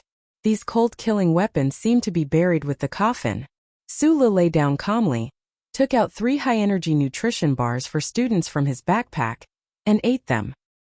He then pulled the thin alloy wire in his hand. With a soft hiss, the hard thin alloy wire rubbed against the groove at the end of the floor and turned the wooden floor over. At the same time, it quickly pulled the rolled-up red carpet towards the courtroom. The moment before darkness arrived, Sulu looked at the landscape lights on Robbie Avenue through the wide floor-to-ceiling window in the court. He looked at the balanced statue that represented the justice and fairness of the Federation's law, and the heavy stone charter ceremony in the forest. He slowly narrowed his eyes. The red carpet rolled up smoothly and quickly covered the wooden floor. It returned to its original appearance, and no one could see any difference. For days later, this red carpet would be the road to freedom for Colonel Lake, who would be court-martialed. He would never have thought that there was someone waiting for him on this red carpet. The autumn wind was bleak, and the cold current from the direction of Linhai made the temperature of the capital city drop abruptly. Under the strong pressure of the public, Parliament Hill was forced to give in to the government, and several very important bills of President Pabre's policy were passed. Not knowing whether it was because of this or because of the sudden cold weather, the strikes in the various regions of the Federation gradually came to an end. There were fewer angry protesters on the streets of the capital city, and the people who had returned to their normal lives and work began to care about tonight's dinner, and whether they should add a few extra layers of thermal underwear. The military airport in the suburbs of the capital city was also ravaged by the cold wind. The soldiers of the Westwoods Special Forces on the tarmac stared at the outline of the spaceship that was gradually becoming clearer in the sky. They were nervous and heavy, and did not care about the thin military uniform they were wearing at all. The Federation forces on the front line of the Empire had suffered several heavy blows in succession, and the Westwoods troops under the 4th Military Region had suffered the greatest losses. The morale and mentality of the troops on the front line had some very dangerous changes. The troops, who were specially approved by the Federation Parliament to be stationed in the capital city many years ago, were naturally angry. Big Stick Tion, who did not have any military position but had a very high prestige in the Westwoods troops, had taken a warship to the front line of the Empire to deal with the problems of the frontline troops. He represented the Westwoods to compete with the government for the right to speak. Other than him, there was no other suitable candidate. However, with the current complicated situation in the Westwoods, once he left the old house in the Sunset State, who would be responsible for the safety of the little princess of the Zhong family? Especially since her legal guardian was now wanted by the Federation government. The spaceship of the Gu-Bel Company slowly landed on the tarmac, and the roaring engine gradually calmed down. The escort warship at the junction of the atmosphere sent a signal to the airport hall, and the people on the tarmac swarmed over. A convoy of more than a dozen dark blue luxury cars passed by the Westwoods Special Forces and slowly drove to the bottom of the spaceship. The cabin door of the Gu-Bel Company spaceship opened, and Zhong Huiyan narrowed her eyes at the familiar yet strange S1 land. She walked down the escalator, carrying a small backpack on her back and still holding the old doll in her arms. The door of the dark blue luxury car opened, and Nan Xiangmei looked at the slowly approaching Zhong Huiyan with a sincere smile on her beautiful face. She said in a gentle voice, "Welcome." There was no real friendship between the families, especially between the other families of the 7 major families and the Zhong family of the Westwoods. The Zhong family had always been an unusual existence among the 7 major families. When the Federation government tried to weaken or even eliminate the Zhong family, the other major families remained silent, and even joined in the feast of sharing the food with each other. The Nan family had never shown any special protection for the West Woods. But there was real friendship between the people in the family. When Sulu disappeared into the vast night, Mr. Tian was about to leave the West Woods. He could only rest assured that Zhong Huiyan would be handed over to a friend he truly trusted. And he had to ensure that this friend had enough strength to protect Zhong Huiyan. Although Mr. Tian rarely saw this friend after he dropped out of the first military academy, and although this friend was a woman, and she was already someone else's wife and mother, he still absolutely trusted her. It was always easier for men to trust their first love, and the rougher the man, the more so. Therefore, he solemnly handed Zhong Huiyan over to the current Mrs. Nan, Chao Jian of the past. Facts proved that Mrs. Nan was very worthy of Mr. Tian's trust. From the interstellar voyage from the West Woods to the capital ring, and then to the subsequent security work, the Nan family, who had always been low-key, did not hesitate to show their strength. Before the other forces could react, they safely brought Zhong Huiyan to the Nan family's exclusive manor. After Mrs. Nan arranged the life and studies of the little princess of the Zhong family, she handed the responsibility of taking care of the little girl to her daughter. She believed that her excellent and kind daughter would definitely take good care of the poor and lonely little princess who had lost her parents and guardian. From the details of life in the manor, Nan Xiangmei and Zhong Huiyan did get along very well. In the middle of the night, the two girls, who were very different in age, were still holding a pillow and chatting with relish. "I like your character. You're very gentle, and you're very delicate. You don't have the lethality that makes people hate you." Zhong Huiyan stared at Nan Xiangmei with her bright gem-like eyes. She brushed her hair aside and stared at Nan Xiangmei beside her, saying, "Jian Shui and Zhou, you look too lethal, so I don't like them." Nan Xiangmei frowned and looked at the little girl beside her with mixed feelings. In the face of such a mature conversation, she did not know how to answer and even felt inexplicably shy. "But so far I still like Shang Qiu more." Zhong Huiyan retracted her bare legs under the brand new nightgown and said seriously, "So you have to please me more." Nan Xiangmei finally couldn't help but laugh. She covered her mouth and whispered, "Why should I please you? He's my guardian. If he wants to get together with his wife, he has to ask for my opinion." Zhong Huiyan cutely wrinkled her nose and sighed with an adult tone. "Of course, if I were a few years older, I would definitely not agree with any of them." Nan Xiangmei held the pillow and tried hard to hold back her laughter. Her shoulders kept twitching. After a long while, she calmed down and said, "He's now a fugitive. I don't know where he is. I don't know how he eats, if he sleeps well, if he's safe. By the way, do you care that Sulu is a fugitive?" Zhong Huiyan asked curiously. "Shouldn't you call him brother?" Nan Xiangmei was paying attention to another question. "I call him that in front of him, but I like to call him by his name behind his back." Zhong Huiyan smiled sweetly and said, "Don't tell him in the future.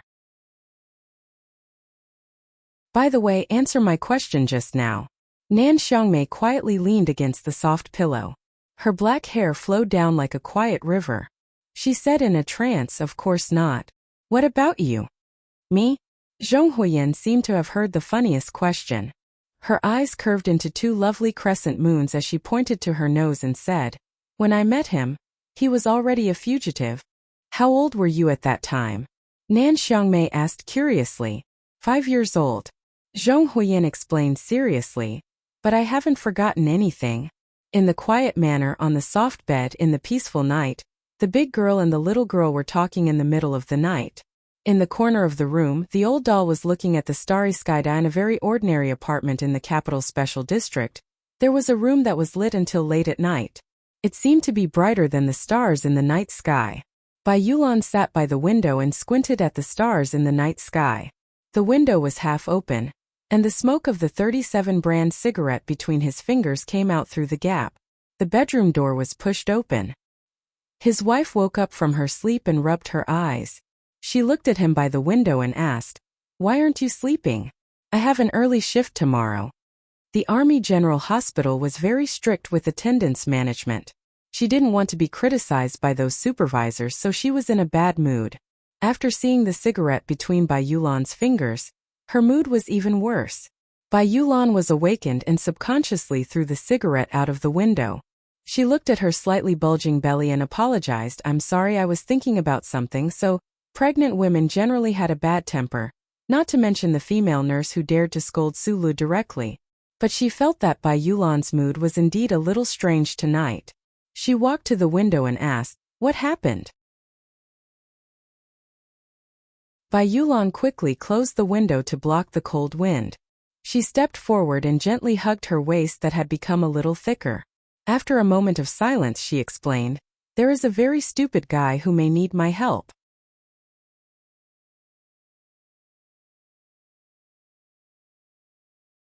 Chapter 779. The body of the woman in his arms was still soft at first, but it gradually stiffened. She thought of the words he said in the hospital room, the details after marriage, the strange soldiers that appeared in the Army General Hospital, and the thick bag of money that was still in the drawer. She pushed Bai Yulan away and said in a panic, "You are really from Group 7, then the stupid guy you were talking about, is he Sulu?" Bai Yulan looked at his wife calmly and said gently, "I thought you already knew. Although I have retired from the army, that guy is still my comrade, and at the same time he is also my boss. After returning from the front lines, he was like an ordinary man without any sharp past, doing the work of a stay-at-home husband. However, after that incident, whether it was going to the black market to buy chicken or cutting broccoli in the kitchen, he was always waiting for a call from someone and order. However, even when the broccoli was softened by the boiling water, the phone still did not ring, and there was no order. He did not even know where that guy was hiding and what he was preparing to do. From what he knew, that guy was definitely preparing to do something very big, but he could not find the opportunity to participate." Bai Yulan looked at his wife's worried and panicked expression calmly, and his eyes lowered slightly, landing on her slightly bulging stomach. He gently stroked it with his right hand and said in a low voice, "I promise you, as long as the boss does not look for me, I will not leave you." 7 giant Federation battleships left the Huangyi galaxy and headed for planet Mo Hua. The Federal forces suffered an unprecedented heavy blow on that planet, and these giant battleships carried the hope of a counterattack and the confidence of victory, especially the main battleship. The 17th Armored Division of the 1st Military Region was on that main battleship because of its valiance and cunning to continue its undefeated glory. Because of the order from the highest level of the Federation government and the military, the 17th Division ended its rest in the capital ring early and returned to the front lines filled with blood and death. For this transfer order, the outside world usually thought that it was because the front lines urgently needed troops for victory, but for Commander Chang Hai and all the officers of the 17th Division, there was a hidden reason behind it that made them unhappy. However, compared to enduring the pressure of political intrigue in the capital ring, the troops were probably more willing to go to the front lines and fight the Empire with real swords and spears. Furthermore, before the troops left, the 17th Division had forcibly taken back the dozen or so Team 7 members they had captured. The blue background of the universe appeared on the large porthole. The body of the spaceship that had just finished traveling through the warp hole was still warm. Xiong Linquan leaned against the slightly hot metal wall, frowned with a cigarette in his mouth, and looked at the scenery outside.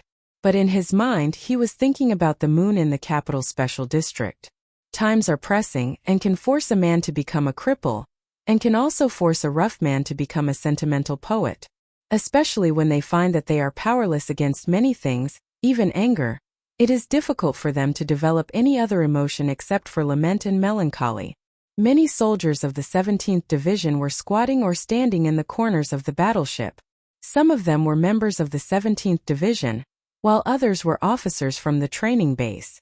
Commander Heelei snatched the cigarette from De Xiong's mouth, lit up his own coarse tobacco, and said in a somewhat muffled voice, "I wonder how the instructor is right now." Xiong Linquan spat fiercely, took the cigarette and said, "I've never seen a guy as fierce as the boss. Even if he has to fight against the entire Federation, nothing will happen to him. Nothing will happen to him."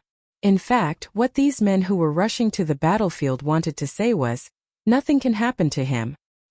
He hasn't contacted me, but I can imagine his situation. But I think he should have contacted you. Although I am not happy about this, I still beg you to tell me where he is right now." A special guest had come to the Independent Villa in the West Mountain compound today. Ever since Zhou Yingxing had been temporarily suspended from his position as Minister of Defense, this villa had become abnormally quiet, So not many people screamed and lost their composure because of this special guest. As for Zhou Yu, she would never lose her composure because of another woman.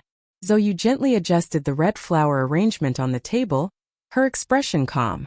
She didn't even look at the person opposite her, as if she didn't recognize that the person sitting in front of her was the national idol who was popular throughout the entire universe. I can't understand your unhappiness, and I don't understand what position you are in to ask me about his whereabouts. She lowered her head and seriously cut the flower, saying softly, if I'm not mistaken, you are from the Lees of Philadelphia, and the person who wants to kill him right now is General Li Jiedu. I am from the Li family, and Li Jiedu is my cousin. Jian Shui took off the hood of her windbreaker. Her black ponytail bounced out and swayed. Her beautiful face revealed an inexplicable sense of pride. But I'm more than that. I'm his fiancée. Zhou Yu's hand that was holding the special flower scissors froze slightly, and then she smiled and replied, so you are questioning me with this identity, but I don't think you can really get married. She raised her head and looked at Jian Shui's impeccable face, exclaiming in her heart. She calmly said, you two are too dazzling. If you two really get together, the eyes of the creator will go blind from jealousy. Jian Shui's gaze moved from the red flower arrangement on the table to the big red flower in Zhou Yu's hair. After a moment of silence, she said, you are very beautiful and dazzling. Thank you for the compliment, Zhou Yu calmly replied. Regarding Su Li's life, you have participated enough? Jian Shui suddenly smiled charmingly, and her eyes twinkled. She didn't look like a star but just a sly actress. If you continue to participate, I don't know if the creator will be jealous, but I will be. Zhou Yu slowly put down the flower scissors, raised her head and looked at the other quietly, not saying a word. One was a former national idol, a male creature that had once charmed the entire universe. The other was a lady in red, a powerful male creature that had once charmed Li Feng and Li Xiaotong. At this moment, sitting calmly opposite each other, the bright red flower between them suddenly lost its color. I don't know where he is now, but as I said just now, since the creator chose to make him dazzling, then he won't die so easily. Zhou Yu smiled and said, although he still has a lot of secrets that I believe you and I don't know, I believe that with those secrets, no one in the capital special district can easily kill him. Jian Shui was silent for a long time, then looked at her calmly and said, I'm here today because of one thing. If you can see him, please tell him. Li Feng is back. The military spaceport in the suburbs of the capital was responsible for accepting extremely secret missions for 2 consecutive days. After the landing of the spaceship from the West Woods the day before, another light warship broke through the autumn clouds and landed at a high speed in an almost domineering manner. The wind swept through the tarmac at high speed, rolling up countless green and yellow leaves and hitting the ground crew soldiers with a crackling sound. The surface of this light warship was extremely dirty. The surface of the warship that was basically used for vacuum missions was actually covered with greasy dust. It could be imagined that before this warship received the order to return, it must have been carrying out a military mission on a planet on the front line. The edge of the engine cluster armor at the back of the warship's abdomen was even scorched by the Empire's standard missiles. Seeing this detail, the soldiers at the spaceport were extremely shocked. What kind of urgent mission did this warship bring back? They didn't even have time to repair such heavy damage and actually took such a huge risk to cross countless light years to return at high speed. The somewhat deformed cabin door was forcibly pushed open by hydraulic machinery, and a burly Federation colonel walked out. His footsteps were unusually steady, and there was no expression on his young and handsome face. However, anyone who saw him seemed to be able to feel a terrifying and violent aura, as if this person wanted to, he could tear down the cabin wall of the warship at any time and use it as a knife to chop off countless people's heads. The officers from the Ministry of National Defense who came to receive them came forward. They could clearly feel that this colonel, who was known to be invincible in the military, was in a very bad mood, so no one dared to say anything unnecessary. They directly took out the electronic document signed by Mr. President and General Li Jiedu and handed it over to him, asking him to sign it. Li Feng stared at his father's signature on the electronic document, which was as disciplined and strict as ever. Suddenly he frowned, and an extremely cold light burst out from his slightly sunken eye sockets due to the long journey. After signing his name on the electronic document, he fiercely stabbed the electronic pen into the screen. The screen shattered into pieces and the pen tip, which was not sharp at all, stabbed deeply into General Li Jiedu's signature. The autumn wind blew, and Li Feng strode to the dark green military vehicle. With a gloomy face, he pulled the driver out of the vehicle and threw him more than 10 meters away. Then he stepped on the gas pedal and rushed out of the spaceport. 5 minutes later, the dark green military vehicle roared and arrived at a military building 40 kilometers away. The military vehicle did not slow down. Under the dumbfounded gazes of the military police, it directly broke the alloy pole at the gate. Then, accompanied by the ear-splitting screech of the brakes and the smell of burnt tires, the vehicle stopped in front of the stone steps. The officers of the Special Guard Regiment of the 1st Military Region tried to stop him from breaking into the general's office. Li Feng's face turned livid, and he directly kicked them. The terrifying iron leg was like a missile, and no one dared to stop it. The officers all tried to avoid it. So the hard soles of the boots directly kicked on the hard door, and the door was shattered into pieces. The force splashed in all directions, and the officers all had a few more wounds on their bodies.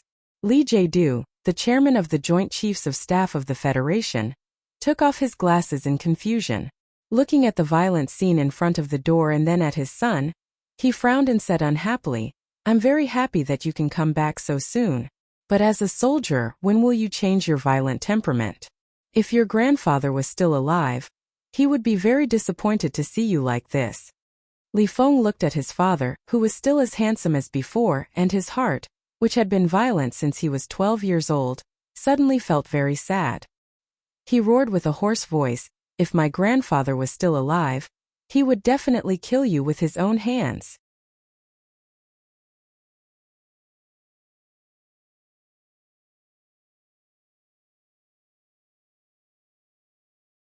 Although the tiger was dead, this influence had continued to this day, so he had to admit that he might have made a very unforgivable mistake by transferring his son back from the front line to deal with Su Lu.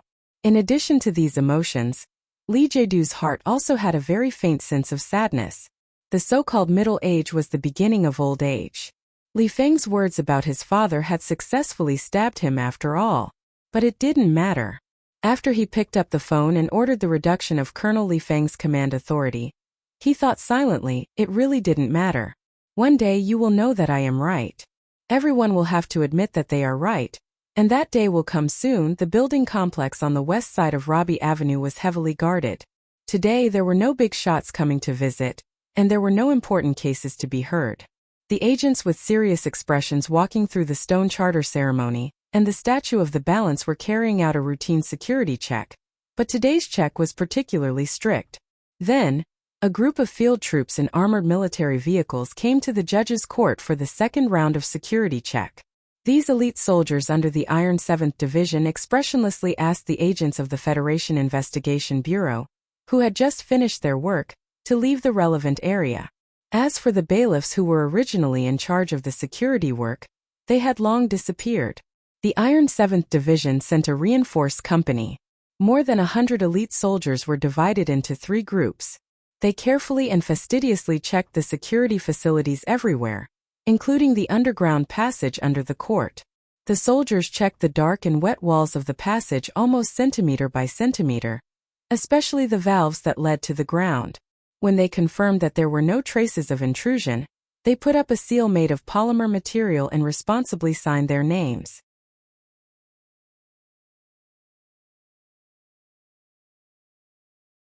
Like the elders of the 7 great families hiding behind the wind and rain, they looked at the autumn wind and rain in silence. On the lakeside balcony at the back of Macho Mountain, Lady Tai, wearing a light velvet windbreaker, silently looked at the dense rain circles on the lake and said softly, "Call our old friends again. It should be more peaceful these days. That young man clearly doesn't want us to be too deeply involved." Shunli stood behind Lady Tai and said with a frown, "According to your suggestion, Mr. Zion is already sick, but the information provided by the Foundation includes 15 valid targets, including the President's official residence. I can't judge which one Colonel Su Lu will choose." "No need to guess," Lady Tai said. This is his battle, not ours. The big shot stood on the balcony and looked at the autumn wind and rain, but they didn't know where the violent wind and rain would fall in the next moment. The number 2 figure of Green Dragon Mountain, Jin Xiaoda, was going to visit the Special Capital District tomorrow. At such a sensitive time, this most important leader of the anti-government army after the leader of Nanshui still received a warm welcome from the Federation government. The planned welcome ceremony was extremely grand. The Federation's Vice President Byron had died under the gun of Shi Qinghai. According to the principle of political equality, the one who was supposed to greet Mr. Jin Xiaoda at the spaceport should have been Vice President Zion of the Federation Parliament. However, Vice President Zion proposed to the official residents that he couldn't attend because of his poor health. Half an hour later, Vice President Zion suddenly said that he would attend the welcome ceremony at the spaceport. After receiving this somewhat strange news, President Pabre left the balcony with a calm expression. General Li Jiedu stood on the balcony and took a phone call with a smile.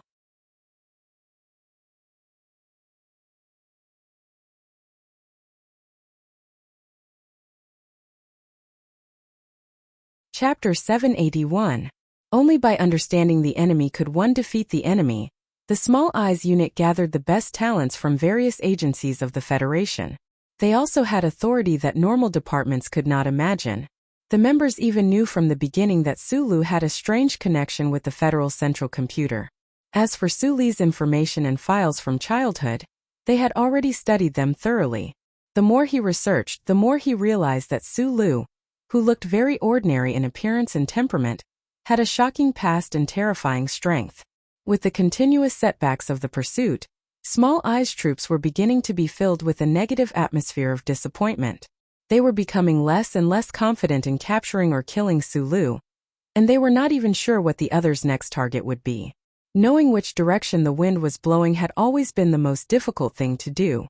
Fortunately, at this time, the seemingly insignificant arrangement of Deputy Speaker Xi ignited the rapidly active cells in their brain. This politician, who was strongly supported by Mao Chou, revealed some very useful information in this detail. If Sulu, who was hiding in the dark, wanted to make a big move, he would definitely cooperate with the big families that were trying to fight against the government. The analysts in the Small Eyes unit firmly believed this because in their opinion, no matter how strong an individual was, it was impossible to be stupid enough to fight against the entire machine of the Federation alone, let alone someone like Colonel Sulu who had a rational engineer's mind. And according to their analysis, the most important reason for Suli's anger was betrayal, and the committee member Jin Xiaoda, who was going to visit the capital special district, was the person behind the Green Dragon Mountain Central Committee's decision to betray Shi Qinghai. An insignificant change in detail and the support of the personality analysis, they came to the most firm conclusion. Suli's target was the second person of Green Dragon Mountain at the spaceport in 2 days. 2 days later, the spaceship from S2 slowly landed at the spaceport of the capital. The spaceship that was cleaned on the old moon base sparkled under the autumn sun, and it contrasted with the flashing welcoming words on the giant holographic screen in front of the spaceport. Jin Xiaoda looked through the porthole at the grand welcoming crowd on the tarmac, as well as the Federation government officials at the front of the crowd, and frowned imperceptibly. Such a small action seemed to cause some discomfort between his eyebrows. He roughly dipped his finger into the cup, dipped it in the scalding tea, and smeared it on his eyebrows. His eyebrows that were stained with tea glittered, just like his hair that was combed until it was shiny. No one could tell that this big shot in the anti-government army, who was nearly 70 years old, was wearing an expensive wig. It was said that the capital city had not been very peaceful recently, but the old man was not worried. The Federation government had to be responsible for his safety. As for the rumored bait, he laughed mockingly. He and Qiao Chodao had been fighting for decades, and in the end he had lived longer and won in the end. Now that the detestable intelligence chief was dead, who could beat him? A female staff member walked over, bent down and reported to him the following arrangements, as well as the relevant etiquette requirements after leaving the spaceport. This female staff member of Green Dragon Mountain was the closest subordinate of Jin Xiaoda. She was in her early 30s and her face was beautiful. It was the most seductive period of her life. When she bent down, her collar extended outwards, naturally revealing her soft white skin, which was very charming. Jean Chowda smiled as he looked at the spring scenery under her collar. He did not hide the pleasure and greed in his eyes. Probably because she felt his gaze, this female staff member subconsciously reached out her hand to cover her chest. Then she realized something, looked at him nervously, and moved her hand away in panic. "Don't be afraid of anything." Jean Chowda laughed like an ordinary old man, and then his expression suddenly became serious. He said, "Only those who are not loyal to the organization and do not obey the orders of the superiors are the targets of our struggle." Although this female staff member had been serving Mr. Jean for 3 years, every time she saw this leader who was famous for his cruel internal cleansing in Green Dragon Mountain, she still could not get rid of her nervousness and fear. She especially did not know if her subconscious action of covering her chest would make Mr. Jean severely criticize her for having too much rotten consciousness. Sometimes it is better for a woman to be a little shy. Committee member Jean laughed as he stood up and walked toward the hatch of the spaceship. Perhaps it was because this was how he felt earlier, or perhaps it was because there was a grand welcome ceremony waiting for her on the tarmac, but the female staff member didn't feel any anger at all. The closer he got to the cabin door, the calmer Jean Chowda's expression was, and the more determined his eyes were, the more he looked like a revolutionary leader that people were used to seeing. As the person in charge of the strict education in Green Dragon Mountain in the 54th year of the constitutional calendar, Mr. Jean Chowda had always been known for his decisiveness, and this temperament directly contributed to his trip to the capital. In his opinion, with the outbreak of war with the Empire and the gradual implementation of the Great Reconciliation Agreement, the anti-government forces in Green Dragon Mountain were gradually being marginalized in the social system of the Federation. To be more precise, Green Dragon Mountain no longer had any future, so he had to seize the time to choose a new ship before this big ship sank. He was already 72 years old, but he did not want to die. He still wanted to continue to have power. He liked the feeling of controlling the life and death of others. But just like Schiller's masterpiece said, when two sides were at war, the officials could surrender, but the emperor could not. The leader of Nan Shui would never surrender to the government of the Federation, so he had no choice but to surrender. "No." Mr. Jean Chowda solemnly looked at the slowly opening cabin door, and listened to the faint sound of military music. He firmly thought in his heart, "This is not surrender but cooperation. Why should you be the emperor?" The old man thought of his partner of many years, the leader of Nan Shui, and indignantly thought. However, the shadow of fear had long occupied the depths of his heart. In the past few decades in Green Dragon Mountain, the name of Nan Shui was like an omnipresent shadow that shrouded everyone.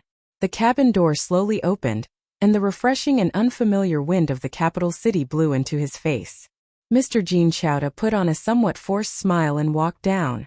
At this moment, he suddenly realized that only by leaving Green Dragon Mountain, and coming to this area where Nan Shui could not influence, could he truly feel the happiness of not being afraid. The red carpet stretched to the end of the hall. Mr. Jean Chowda and the vice-chairman of Zion warmly shook hands, then hugged each other, and then exchanged small gifts. There were also cute children who sent fresh flowers to each other. According to the ancient tradition, the image of white doves flying in the air was played on a huge hologram. The military band began to play the traditional country music of Mr. Jean Chowda's hometown, S3 Gunzhou. The jubilant welcome ceremony seemed to be going on very normally. Ordinary people and officials could not feel the strange and tense atmosphere around the airport at all. Only the parties who were possible targets, and the combat forces responsible for setting up the ambush circle, could really smell the dry intense wind and hear the sound of the string getting tighter and tighter in the autumn wind. Mr. Jean Chowda entered the bulletproof car. There were still no gunshots, no explosions, and no accidents. From time to time, the snipers who occupied the high positions reported the situation in the command system. The two words safe and clean were constantly exchanged. The emergency door of the airport's barbed wire fence had already been opened. A team of silent federal forces was guarding the outside. As long as there was an accident, they could rush in with the cooperation of countless snipers in the shortest time possible, find the target and kill him. This newly formed action force under the command of Small, I was obviously different from ordinary special forces. From their equipment, it could be seen that these soldiers did not completely rely on long-range weapons. They seemed to be more proficient in close-range combat such as high-powered submachine guns and stilettos. When these soldiers' seemingly ordinary bodies faintly exerted force, under the thin material of their military uniforms, the lines of their muscles could be clearly seen moving. It was hard to imagine what kind of amazing power was hidden under these thin military uniforms. At this time, Li Feng was standing beside a dark green military vehicle dozens of meters away, looking at these guys with cold eyes. 2 days ago, he had lost his command authority, but for some strange reason, the military did not restrict him from moving with small eyes combat force. Betting on my military discipline and sense of honor, more than my hatred for you guys? Li Feng thought silently, then turned his attention back to the soldiers. He had never liked Su Lu, but he did not want this guy to die for some very disgusting reason. Looking at these tough soldiers, Li Feng began to worry about Su Li's safety, which was rare for him.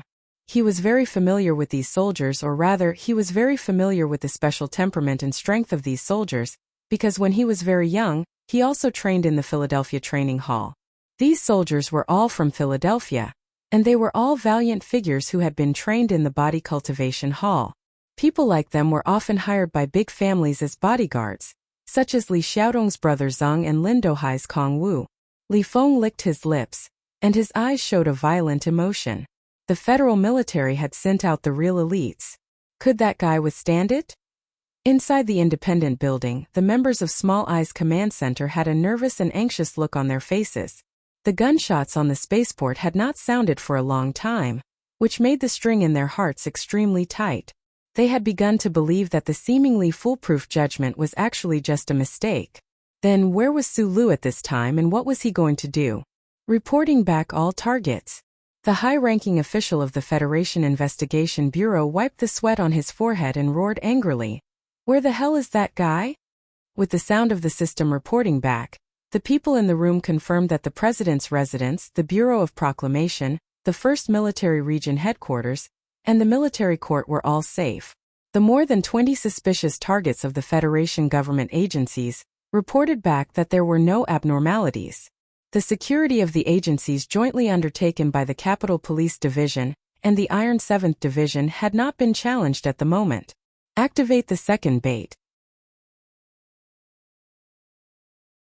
The official walked in front of the light screen and ordered the members in a deep voice, pick up Colonel Lake at the military court and immediately take him to the prearranged residence.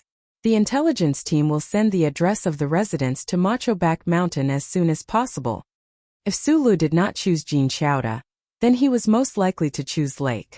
Since the military court was clean, then they would kill him on the road or in that residence.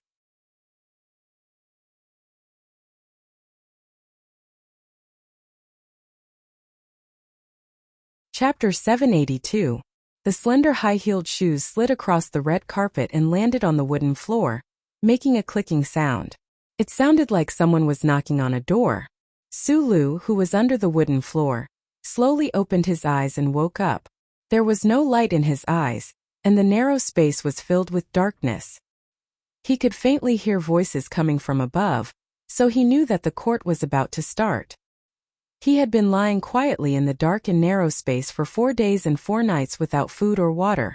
If he knew that Nan Xiangmei was worried about him in the manner, he would definitely tell her that he didn't eat or sleep well these days. The true power that he had broken through in the Imperial Hospital ushered in the most difficult test. The power or true qi, that flowed slowly in his muscles and body without any obstacles, miraculously helped him slow down the frequency of his heartbeat and breathing. His metabolism entered a state similar to hibernation or deep sleep. After waking up, every muscle in his body slowly relaxed. Even the smooth muscles that couldn't be controlled by the brain also relaxed. His breathing and heartbeat began to return to normal. The footsteps above the darkness became more and more frequent, and the voices became louder and louder. Su Lu squinted his eyes very hard. He looked into the darkness, but through the surveillance camera in the corner of the court-martial, he could clearly see everything in the hall. This feeling of being completely separated from his body was very strange. It was as if he was looking down at some lowly existence from above. Sulu didn't like this feeling, but he needed a line of sight. In fact, in order to obtain the surveillance footage of the court-martial, he had countless fierce disputes with the Federal Central Computer in the dark. The modified H-14 sniper rifle was on his left shoulder, the high firepower Langer pistol was on his right, and the military knife he made himself was on his left calf. After 4 days and 4 nights with his slightly warm body, it was no longer cold, and the target he wanted to kill was on the floor. The court-martial was very quiet. There weren't many people participating in this secret trial. In addition to the military and government representatives, 2 representatives of the Zhong family from the Westwoods were invited. However, the 2 middle-aged men obviously didn't have any negative opinions about the explosion of the antique bell. In the current situation, they relied on the support of the Federation government, so it was impossible for them to have any negative opinions. Su Songzi calmly looked at the case file on the table. Minister Zhou was suspended, and the situation had changed drastically. She and her colleagues, who belonged to the legal department of the Ministry of National Defense, already knew that today's secret trial was just a formality. However, she insisted on being the main controller, and wore her most beautiful green dress. She got up and walked to the control panel. Her beautiful slender heels stepped on the floor and made a clicking sound. It sounded like she was knocking on the door, but also like some kind of countdown time machine. Su Songzi slightly bowed to the high courtroom and ignored the people in the gallery. She calmly looked at the accused wearing a strapless military uniform and said calmly, "Colonel Lake, you are accused of participating in a murder case in the 67th year of the Constitution, and illegally stealing the secret data of the Bureau of Proclamation in the 69th year of the Constitution. You are accused of illegally stealing and leaking important data of the Federation. You are accused of destroying the Federation's first-class aircraft, endangering public safety by dangerous means, and violating the Federation's military data regulations." There was no evidence to be presented, nor was there any court debate. The trial today didn't need any witnesses. Su Songzi sadly lowered her head and quietly pressed the thick file. Then she took a deep breath, raised her head and continued calmly, "I will accuse you of intending to subvert the Federation. I will accuse you of collaborating with the enemy. I will accuse you of treason. I will accuse you of murdering the commander of the Federation's Westwoods military region, Zhong Suahu, and his wife, as well as 1372 Federation soldiers on board in the 70th year of the Constitution. I will ask the military court to sentence you to 7 death sentences, to be shot." Just like the hearing half a year ago in the building opposite the official residence, Su Songzi repeated the stormy and severe accusations of that day. However, her tone was much calmer today because she only insisted on stating the charges. She didn't expect to receive a fair trial at all. Colonel Lake, standing in the dock, didn't argue, nor did he roar angrily like he did that day. He calmly looked at Su Songzi, and there was even a faint trace of mockery on his face. The military court trial ended abruptly. The judge declared Colonel Lake not guilty on the pretext that there wasn't enough evidence and released him in court. No one in the courtroom was surprised by this result, including Su Songzi and the officers from the legal department of the Ministry of Defense. They couldn't even show their anger in front of people. They could only pack up the case file and walk out of the courtroom along the red-carpeted corridor. At that moment, Su Songzi felt that the red carpet under her high heels seemed to become extremely wet, as if it was soaked in countless amounts of blood. The people who came to watch the trial left the military court one by one. Their expressions were either calm or tired, but in short, they all had a sense of righteousness. No one expressed anger or sadness about today's shameful trial. In order to prevent the crowded and chaotic entrance from being used by the dangerous person lurking in the dark, a division of the Iron 7th Division that was specifically in charge of security today asked Colonel Lake to stay at the end of the courtroom. A few minutes later, the courtroom had become much emptier. Colonel Lake, who was handcuffed by the bailiff, smiled and shook hands with several government officials. He then received a brand new military uniform and put it on carefully. He believed that before long, there would be a dazzling gold star on the shoulder of this military uniform. Stepping on the bright red carpet with his shiny black shoes, Colonel Lake took a deep breath and suppressed the complicated and inexplicable emotions in his heart. He gently pressed down the hair fluttering under the brim of his military cap with 4 fingers and stepped out of the courtroom. The bulletproof car team stopped at the bottom of the stone steps. The elite soldiers from the Iron 7th Division vigilantly watched the periphery. As long as he walked out of the courtroom, he would usher in a new life. As for the past glory or sin, it would only be the proof of his firm belief. A smile full of confidence, perseverance, calmness, and even beginning to appear elegant appeared on Colonel Lake's face. He embarked on the path of a new life. This moment, the red-carpeted road suddenly changed shape and bulged in front of Colonel Lake. It was as if an incredible micro-movement of the Earth's crust was taking place in this military court. The terrifying power of the deformed road turned the hard wooden floor under the carpet into countless pieces of debris. The red carpet on top was directly torn into countless pieces of tattered cloth that fluttered in the air, looking very much like the tattered clothes of the soldiers who had died on the battlefield. No one could react in time. Except for Colonel Lake himself, the people inside and outside the courtroom had no time to see this frightening scene. The torn red rags made a hissing sound and hit Colonel Lake's body and face. The pain was like countless shiny slaps. In the shadows of the rags, Su Li's figure appeared. He held the high-powered Langer pistol in his hand and directly pressed it against Lake's jaw, which had not fully opened wide-eyed in this chaotic scene. Lake's eyes widened. He recognized the face in front of him. In fact, he was probably the first person in the federal military to know Su Lu.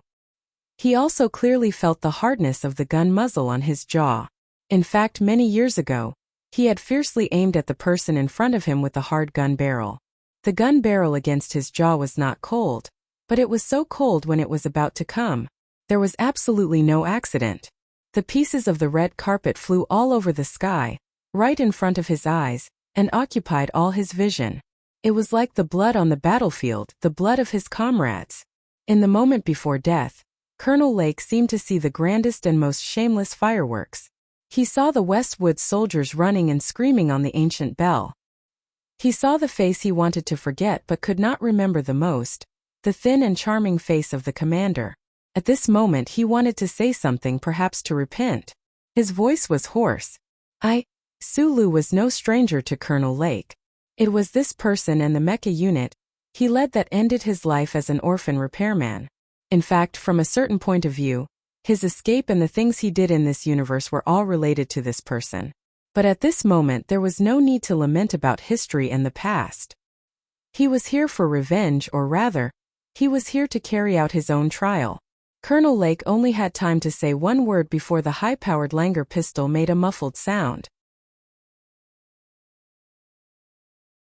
The high-powered bullet shot into Colonel Lake's jaw, penetrated his slightly open palate, broke through the adhesive tissue behind his nose that he was trying to take a deep breath, and quickly killed his brain that might still be preparing to repent. In the end, it tore through the occipital bone behind his head, which was more protruding than normal people's, and flew out with a whistling sound. The bullet blasted off the entire back of his head. The grayish-white sticky brain matter mixed with dark red blood spurted out from the terrifying hole and splashed on the dignified and righteous judgment platform behind him. It was a mess. Su Lu burst out from the ground and pulled the trigger while aiming at Colonel Lake's jaw. It was actually just a moment, not more than 1 second. Lake only had time to say one word. There was a pair of deep eye sockets on his thin cheeks. His narrowed eyes were calm. Su Lu silently thought in his heart, "I won't forgive a single one of you, and I won't give you a chance to repent." In the process of thinking this, he didn't look at Lake's body that was slowly falling down. The Langer pistol in his hand fired 2 consecutive shots to the side, hitting the right shoulder of 2 Iron 7th Division soldiers, shattering their shoulder bones into pieces. In an instant, a powerful force flowed into his tired legs. Between the spray of smoke and the flying pieces of the red carpet, Su Lu jumped onto the judgment platform and broke through the wide floor-to-ceiling glass behind him. Concentrated gunshots rang out. Colonel Lake was charged with many crimes, and was asked to be sentenced to 7 death sentences and executed by shooting. The Federation's military court ruled that he was not guilty. Su Lu killed someone in court and was executed by shooting.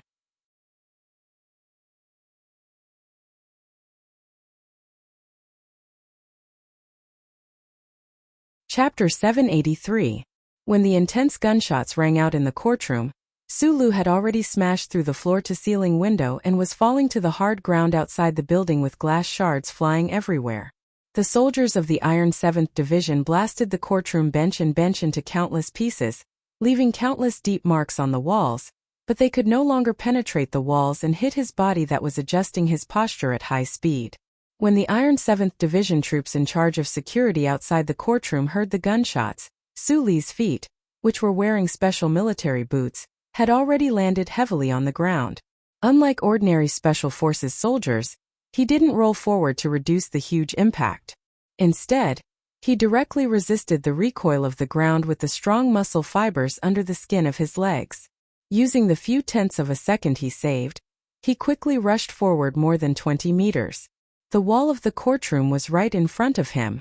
The Longar high firepower pistol in his right hand quickly fired at the walls around him.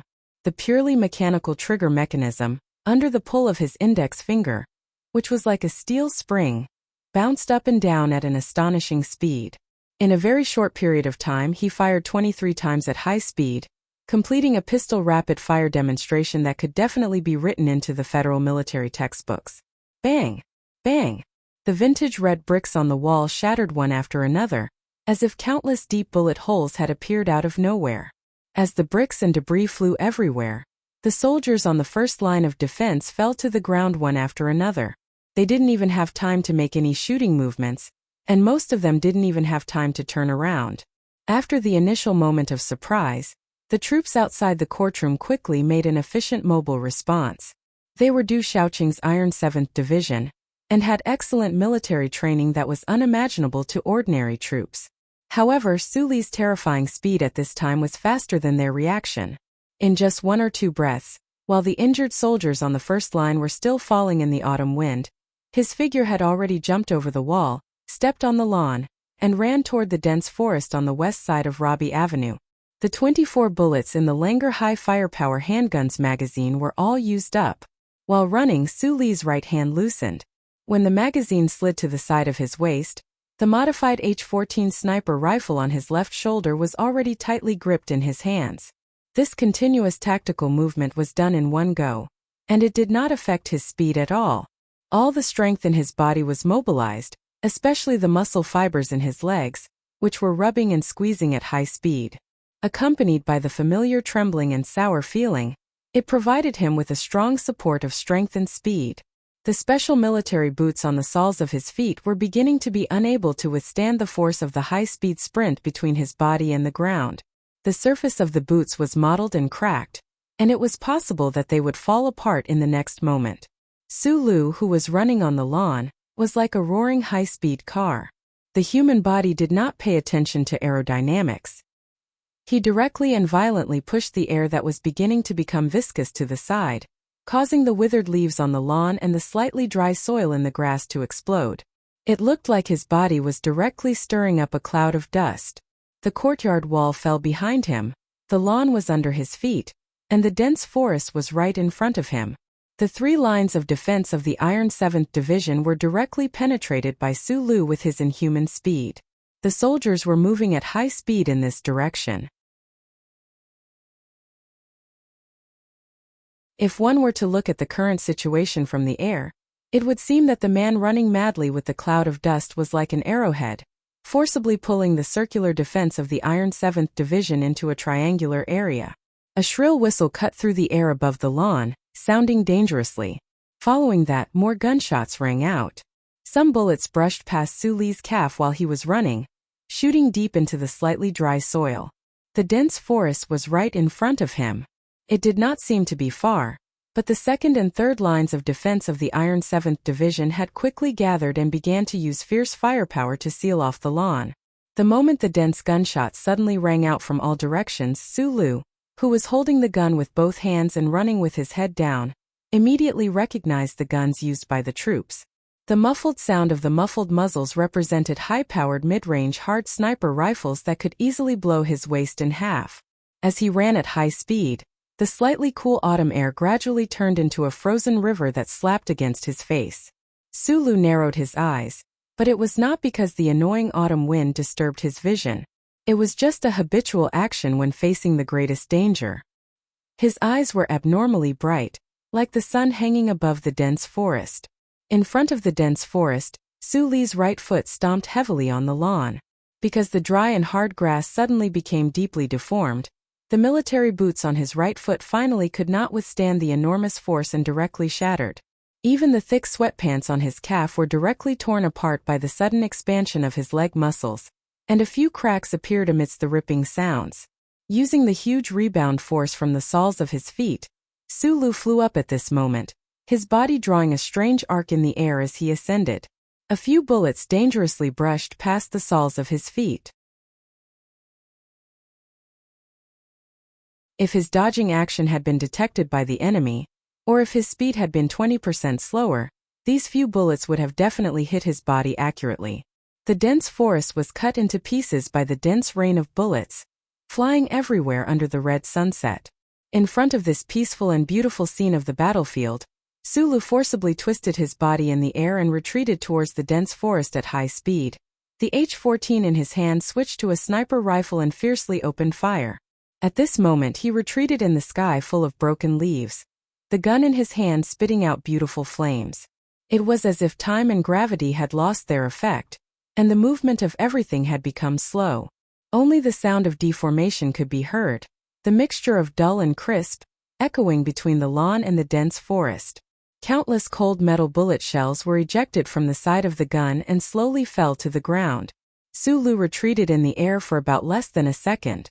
In this short period of time, while he was unable to stand firmly in the air, he completed the action of raising his gun, looking for a target and pulling the trigger. What was really incredible was that he completed this action 6 times in a row, launching 6 accurate shots at the firing points of the Iron 7th Division's defensive line. If it was said that the rapid firing of the pistol when he rushed out of the courtroom could be perfectly written into the textbooks of the federal military, then the backward sniping and continuous shooting technique that Su Lu displayed at this moment was completely a template that ordinary soldiers would not be able to learn. This was because no one had the strength and terrifying reaction speed that he had. Pooh! Pooh! Pooh! Pooh! Pooh! Pooh! Around the courtroom, 6 firing points that were not in the same area were hit by Su Li's precise shots. The modified H-14 sniper rifle perfectly adapted to this terrifying rate of fire, and the large caliber bullets mercilessly penetrated the temporary workers and hit the fastest elite shooters of the Iron 7th Division. The dense gunshots suddenly became sparse, but Su Lu, who was falling, still narrowed his eyes. His gaze was bright, and his left hand pressed the button on the spare magazine on his belt, and he whispered, "I'm going to die." After landing on the lawn, even though they had entered the dense forest, they were still in the area between the 2nd and 3rd line of defense of the Iron 7th Division. The few elite shooters closest to them were already lying in pools of blood, but there were more soldiers in the distance. The military quality of the Iron 7th Division's troops was unquestionable. They would definitely not charge blindly. Instead, they would choose to use the temporary workers and terrain, as well as the real firepower of their guns, to force Su Lu into a desperate situation. Although Su Lu had a pair of mechanic's sharp eyes, and his eyesight was better than before after the breakthrough in the Empire, he still could not capture all the blind spots around him and see every dangerous enemy. It was impossible for him to rely on a modified H-14 to suppress or eliminate the enemy in the midst of the smoke and falling leaves, because he was not the omnipotent god of creation. Only the omniscient could be omnipotent. Landing heavily on the lawn, Su Li's movements did not slow down at all. He quickly retreated into the forest, his hands holding the H-14 steadily in front of his eyes.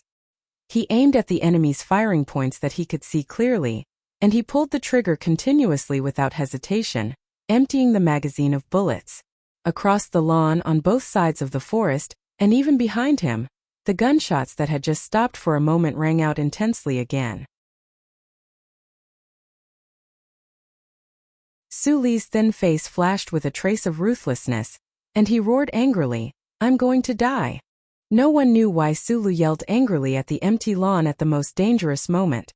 Could it be that if you said to sunset that you were going to die, you wouldn't die? The modified H-14 did not make any noise, but Su Lu clearly knew that the magazine had been emptied. His left hand took out the spare magazine at lightning speed, and his right thumb pulled the empty magazine out with force, completing the action of reloading at a speed that was almost impossible to be seen clearly by the naked eye. With a crisp click, the magazine accurately entered the H-14. Following this sound, it was as if a switch had been turned on. The chip at the back of his neck heated up slightly, and on the screen full of bullets from sunset and no falling leaves, countless grids instantly appeared, as well as countless precise images of human bodies with citizen numbers hanging on them. Whether it was in the shooting range, hiding behind the forest, hiding in the depths of the grass, or hiding in the high court, the positions of all the soldiers of the Iron 7th Division accurately appeared on his retina. Even the scene behind him, which was completely invisible to the naked eye, entered his eyes through some kind of strange imaging method. He could even see the precise coordinates of these targets, and the extremely detailed simulated human body composition. Sulu was no stranger to these scenes. Back then, when he was in a desperate situation at the Four Prefectures Foundation building, when he was surrounded by the Imperial Army in the forest at 3320, when the creatures died, he could see this scene that was completely different from the real world. There was no smoke or blood, only the smell of a shooting game. The charter network that covered every inch of the Federation's land presented these images in front of his eyes using countless military satellites and ubiquitous surveillance systems. There seemed to be a faint sigh in Suli's mind, but he did not pay attention to it. He silently raised his gun and quickly pulled the trigger. He did not need to aim, nor did he need to hesitate, because from this moment on there was nothing he did not know and nothing he could not do.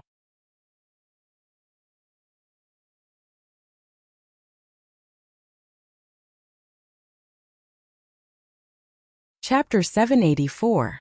Turning sideways, turning around, half-squatting and shifting to the right, a clear, mechanical and even somewhat cold voice was transmitted into Suli's brain.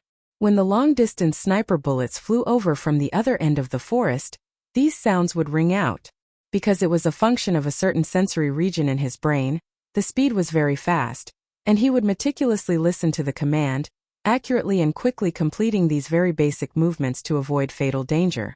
Most of the time, Sulu just stood there, holding his H-14 horizontally as he switched to sniping in all directions.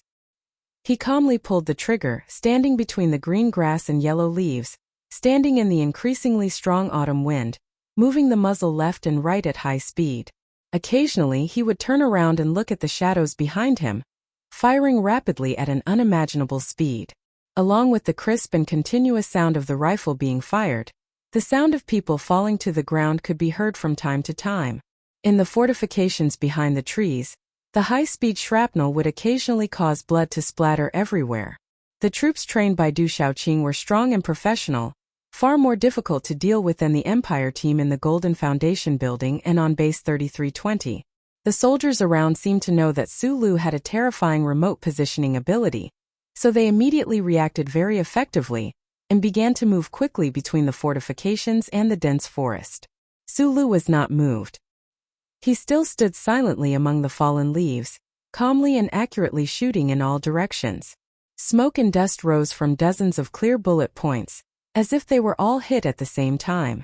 Grass and soil splashed, blood and muffled groans mixed together, and bullets flew mercilessly.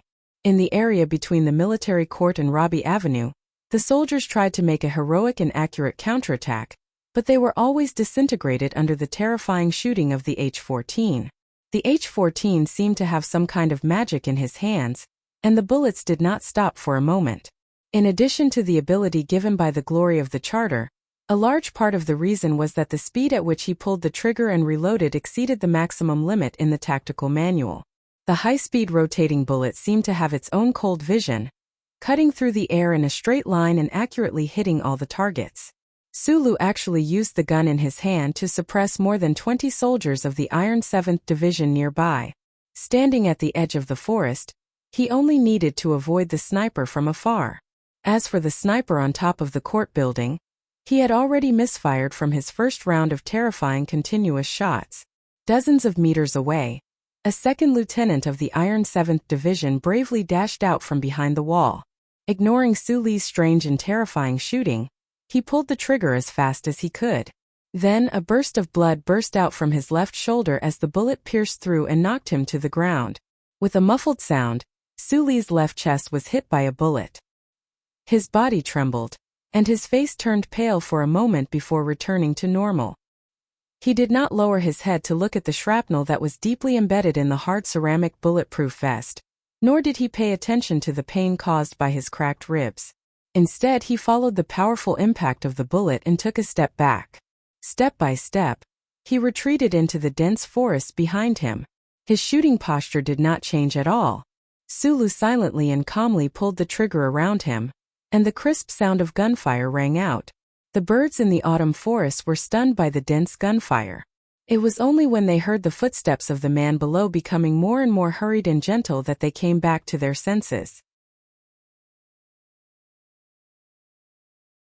They fluttered their wings and flew into the sunset when the Iron 7th Division's T Company, who were responsible for security, finally succeeded in closing the defense line and gathering at the edge of the dense forest. There was no trace of Su Li. There were only broken branches hanging in the air, and broken leaves and grass fluttering weakly in the autumn wind. The battle outside the court-martial lasted less than 2 minutes. Su Li had used up all the magazines he had on him. In the end, even the specially made gun barrel could not withstand the wear and tear and began to become unstable. The Iron 7th Division's side, in the post-battle summary, was very angry to find that their ammunition yield was pitifully low. It wasn't that the soldiers weren't brave enough and didn't dare to fight back because they were suppressed by the enemy's violent gunfire. It was just that the 30 or so Iron 7 Division soldiers in this area didn't have a better way to deal with the terrifying gunfire that would cause blood to splatter everywhere. After careful calculations, the powerful command center of the government made overall arrangements. This reinforced company, which had made outstanding military achievements on the front line, was mainly defending the periphery of the court-martial. No one had expected Su Li to be hiding under the passage of the court-martial. With a targeted defense arrangement, they were naturally caught off guard by the violent surprise attack from the inner circle. In fact, if it was not the Iron 7th Division's T Company who was responsible for the defense of the court-martial today, but any other federal forces, they would not have done a better job. It was very likely that when Su Li broke into the dense forest with a gun, the other troops would not even have time to fire a shot. Several bulletproof black government service vehicles sped up from the other end of the court-martial. With the sharp sound of brakes, 2 deep footprints appeared on the lawn that had just calmed down a little.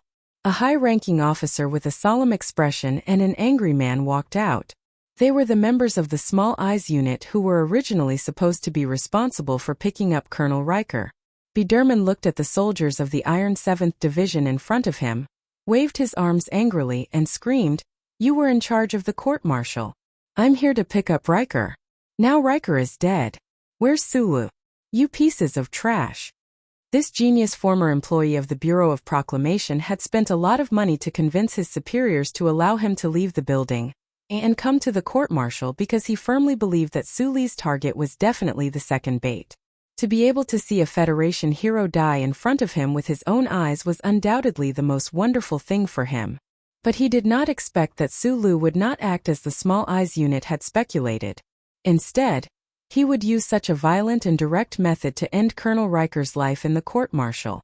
The strong climax he had expected turned into an unprecedented disappointment and humiliation.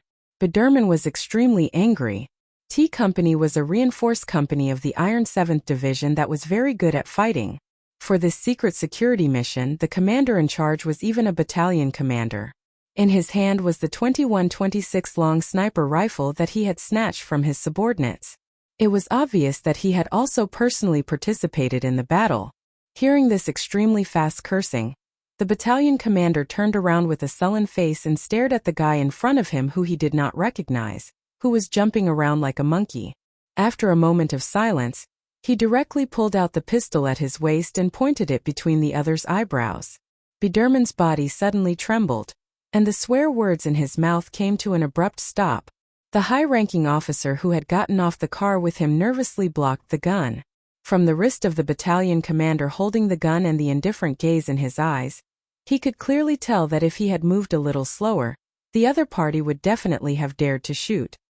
He was the captain of the Special Forces of the 3rd Military Region, and now the highest commander of the Small Eyes unit.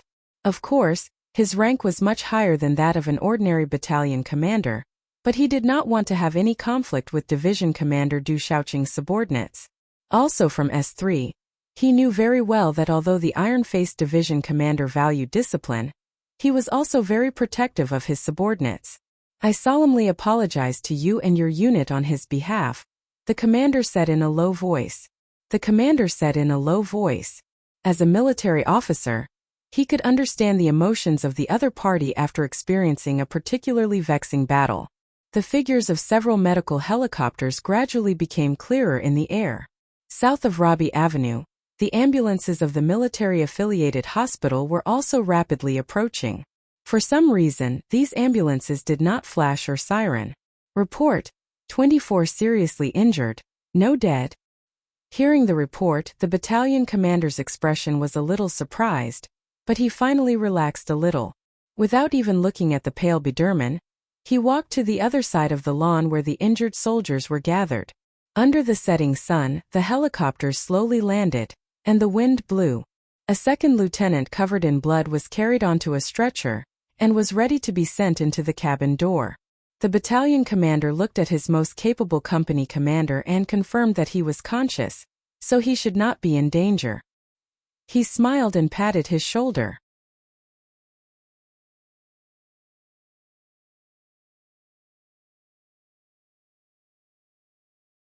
At a remote intersection a few kilometers away from the dense forest, in the blind spot of the surveillance camera, as the last warmth of the setting sun left the cold city, an old metal door valve was slowly closing. In the underground sewer, Su Li's right hand held the wet wall as he struggled to walk into the darkness. Blood began to seep out of his left leg, but there was a calm smile on his face.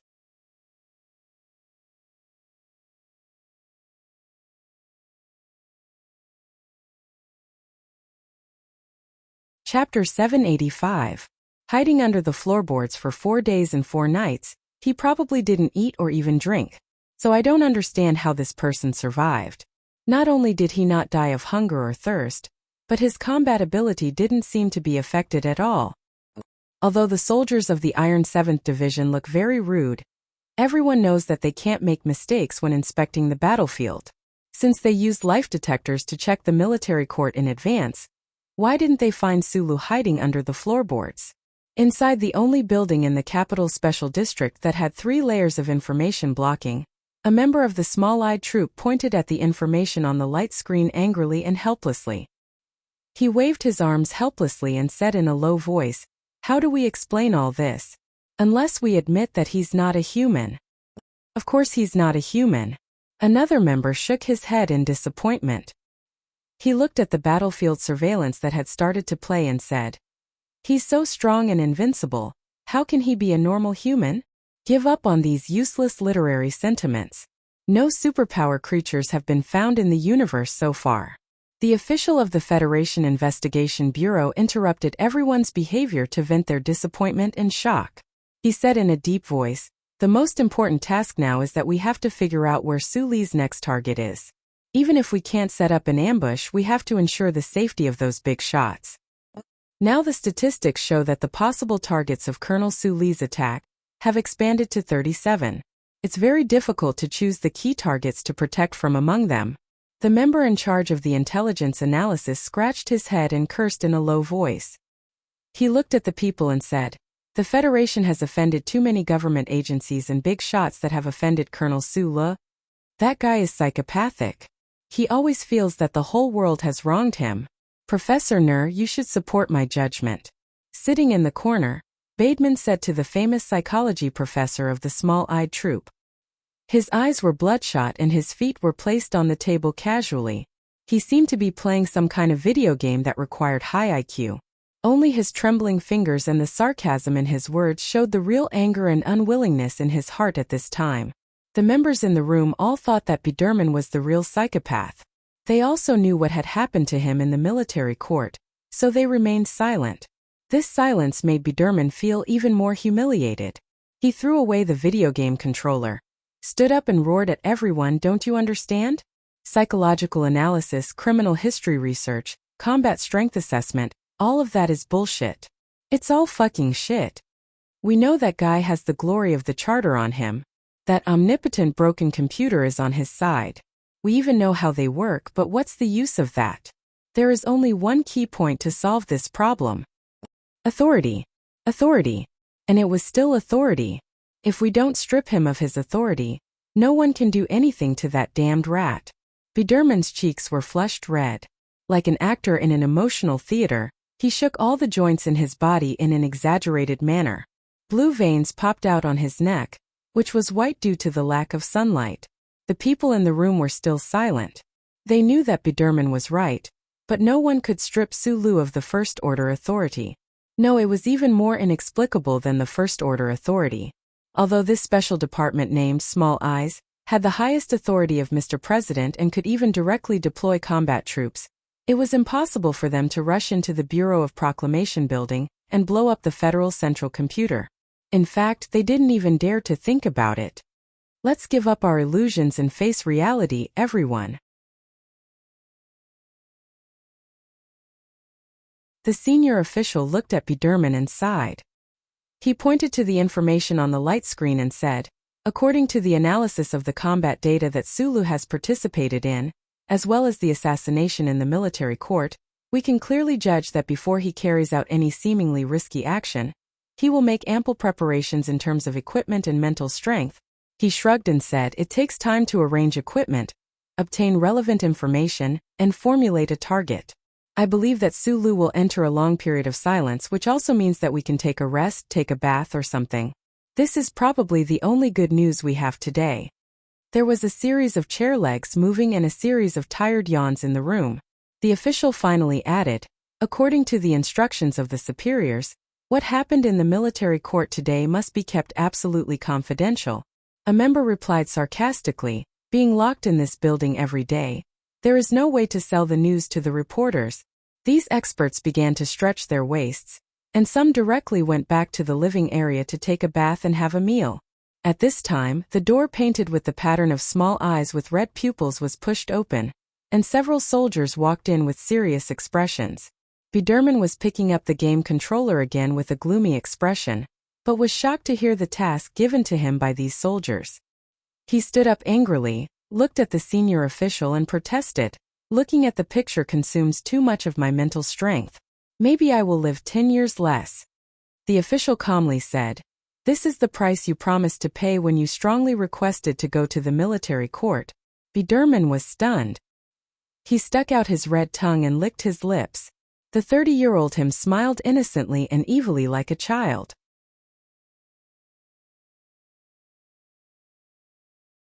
He said in a sharp voice, if I can really kill that guy, it is worth it to lose 10 years of my life. Hidden behind a chaotic vegetable market somewhere in the capital special district, there was a black market that sold wild meat. This black market, through certain connections, accepted the dead wild animals from the private hunting grounds of the big shots in the suburbs, and then cut them up and sold them here. Although the HTD Bureau was well aware of this because of certain reasons, they kept silent. At this time it was already late at night, and the small amount of wild meat was sold out in the evening, so compared to the vegetable market in front of it, it was particularly quiet. In the corner of the underground sewer, a metal valve suddenly began to silently turn, and a head quietly appeared. The surveillance camera here had long been removed because the owner was worried that it would be recorded as illegal evidence, so no one could see this somewhat strange scene. After a simple dressing in the warm nest with a freezer and a TV deep in the underground tunnel, Sulu changed into a clean and fresh set of clothes and returned to the surface. Passing through the underground passage where a fierce battle had occurred a few days ago, he looked at the small department store in the foothill on the sloping stone path. After hesitating for a moment, he gave up the original plan, worried that the government's investigation would cause trouble for boss Xiaoshan. In a shop on the street he bought a phone that was neither cheap nor expensive, and then dialed a number. On the third floor of the presidential residence, the phone beside Miss Padil's pillow rang. Now that it was difficult to fall asleep with the big stuffed bear in her arms, she slowly turned her head and looked nervously for a long time before answering the call. She said one word in a thin and trembling voice. Hello. Miss Padil, your father is holding a very important meeting, and it is not convenient to disturb him at this time. Mr. President needs to work for the benefit of many, many people, right? Outside the retro door of the Oval Office, a special task force agent in a black suit politely but firmly stopped Miss Padil's request to enter. Padil was wearing a nightgown, barefoot, and her right hand hanging by her waist tightly holding the phone. She stared at the agent, and it seemed that she had no intention of giving up. "Take the miss back to sleep. How do you do your job?" The agent stared gloomily at the waitress who followed the miss nervously and reprimanded in a low voice. Padil suddenly took a deep breath, then squatted down slightly and screamed loudly with no expression on her face. The girl's sharp scream echoed in the official residence, and the agents and waiters suddenly panicked, not knowing how to deal with it. The entire Federation knew that the first daughter had suffered from autism when she was a child, and her condition had only improved in the past 2 years. The staff in the official residence had always been very protective of her. The heavy door of the office opened, and President Pabre at the end of the round table stood up with a smile and said to the government ministers at the table, "It seems that the emergency meeting must be suspended. It seems that our little fish has more urgent problems than the Federation's affairs that need me to solve." There was a burst of understanding or appropriate laughter from the big shots at the round table. "Dear little fish, why aren't you sleeping at this late hour? Is there something important?" The corners of President Pabre's eyes clearly showed fatigue, but he still squatted to ensure that he was at the same height as his daughter and asked gently, "It's Su Li's call." Padil handed the phone to her father. Because of nervousness, it was very wet. Everyone knew the situation of the first daughter of the Federation. Although her condition was gradually improving, she basically didn't speak in front of outsiders. At this time, the 5 words she said were so clear that it was shocking. However, what was even more shocking was the content of her words. The people in the Oval Office stood up in shock. The security department quickly responded, and the intelligence team immediately began to track the source of the signal. Hearing his daughter's words, President Pabre's body stiffened slightly, but he still looked at her and smiled. Then he slowly straightened up, put the phone to his lips and said, "Colonel Su Lu, I don't appreciate your actions. The person on the other end of the phone should understand where Mr. President's anger came from. It wasn't about Colonel Lake's death, but because this call affected his sick daughter." Su Li's tired voice came from the other end of the phone. "I'm sorry, Mr. President. This is the only way I can find you." President Pabre waved his hand and signaled for the agent to take his daughter away. The retro door quickly closed, covering Padil's delicate and pretty little face. At this moment, the government officials stood nervously around the round table in astonishment. Chui Zedong was deep in the Bureau of Proclamation, staring at the light screen on which the data was constantly flowing. Li Jiedu was in his office with his deep-set eyes closed, thinking about an important problem. President Pabre clenched his daughter's phone, his knuckles protruding angrily. The intelligence team made a signal connection. Su Li's voice began to echo in the Oval Office, which represented the power of the Federation. It echoed in the ears of these big shots who controlled the fate of the Federation. These words were also said to those who weren't present. The old man once said that some people will always be swept into the dustbin of history. Shi Qinghai said that garbage doesn't walk into the dustbin by itself, and we need to sweep it. Now I agree with the latter.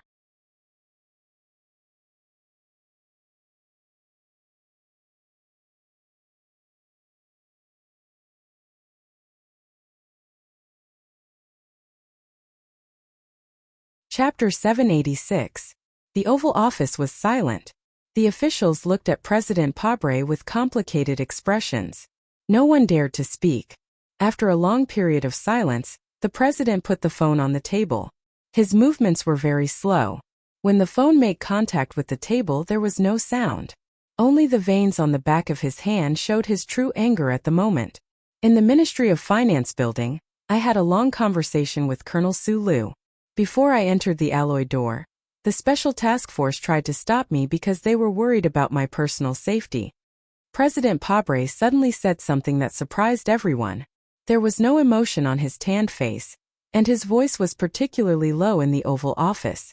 At that time I said that when Colonel Su Lu wanted to kill me, it meant that I really should die. He put his hands on the table, and his broad shoulders were as stable as usual. There was a complicated smile on his face. It was hard to tell whether it was self-deprecating or mocking. Now that I think about it, this joke was probably not that funny. The president waved his right hand tiredly. The officials in the Oval Office understood and hastily ended the report on the attack on the military court that afternoon. They quickly left. The director of the office, Breen, pushed open the heavy retro door and walked in. He looked at the president's tired back with a complicated expression. After hesitating for a moment, he walked up and said softly, "Mr. President, we just got the election poll. Your support rate has increased by 1%. Before he finished speaking, President Pabre stood up straight and waved his right arm hard. His usual deep and charming voice became particularly irritable at this moment. Public opinion, public opinion, public opinion. What's the use of these things? The president immediately reacted to his rare loss of composure. After a moment of silence, he patted the shoulder of the shocked director Breen and said in a low voice, "Sorry, I'm in a bad mood today." "It's okay." Director Breen forced a smile and followed the president's gaze to the cute pink phone on the table. He frowned and said, "I'll immediately inform the intelligence team to cut off Mrs. Communication Authority." "No need." President Pabre had calmed down by this time. He waved his hand tiredly and said, "I believe Sulu will call again. According to some sources, this Councilman Jean Chota should have established contact with the official residents a long time ago, but no one knows what kind of agreement they have." It was quiet in the Lufeng Slope clubhouse. Mr. Zion, the vice president of the Federation, took a sip of the expensive red wine and gently stroked his gray hair. He was talking to the lady across the table in a reserved and polite manner. "Thank you for your hard work today." Lady Tai looked at the old man with a smile and said casually, "After Mr. Byron left us, you have to bear a lot more responsibilities. You should take care of yourself." He knew what his wife meant by hard work. Regarding the welcome ceremony at the airport, he only needed to make 2 phone calls to successfully divert the attention of the government agencies. In a sense, the military court attack case, which was still under absolute secrecy, was deeply related to him. The old man didn't know what kind of deal or tacit understanding between Lady Tai and the feared colonel. In fact, he wasn't going to ask. Every big shot had their own secrets, especially when it came to such a big issue. However, the madam's seemingly casual words made the temperature of his heart rise slightly. After a long silence, he raised his head and calmly said, "But it is very clear that Mr. President does not seem to want to resolve this matter before the election." According to the relevant regulations of the Federation Constitution, when the president of the Federation government died unexpectedly, or was unable to perform his duties for other reasons, the vice president would take over. In this case, the vice president would be replaced by the vice president of the management committee. It had been a long time since Vice President Byron was killed by Shi Qinghai. The major forces of the Federation had been urging President Pabre to complete the replacement process as soon as possible, and let Vice President Xian take over as the Vice President of the Federation. However, the official residents had always claimed that the replacement process was postponed until after the election because of the war and the approaching election. Lady Tai didn't seem to expect that the experienced and astute politician sitting across the table would choose such a direct way of conversation. After being stunned for a moment, she smiled and looked at a secluded corner of the table downstairs, saying something that seemed to be completely unrelated. "A few days ago, Colonel Sulu had dinner at that table." Her wife looked at that place calmly and said, "Now many people in the Federation hope that he can serve a sumptuous dinner." Vice President Xian tasted the red wine in his glass calmly, but he wasn't as calm as he appeared to be. He knew what his wife was implying, but when he thought of that possibility and the possibility of his feet stepping into that white official residence, the light and mellow red wine seemed to become countless times stronger in an instant, burning his throat after it entered. "In the past few years, when I tried to teach the little guy some setbacks, I myself suffered a great setback. That's because there were 2 real mountains behind him, the old man and Mr. President." Lady Tai said, "Now that the old man is gone, Mr. President has become his biggest enemy. I'm very curious to see what kind of trouble he can stir up in such a difficult situation."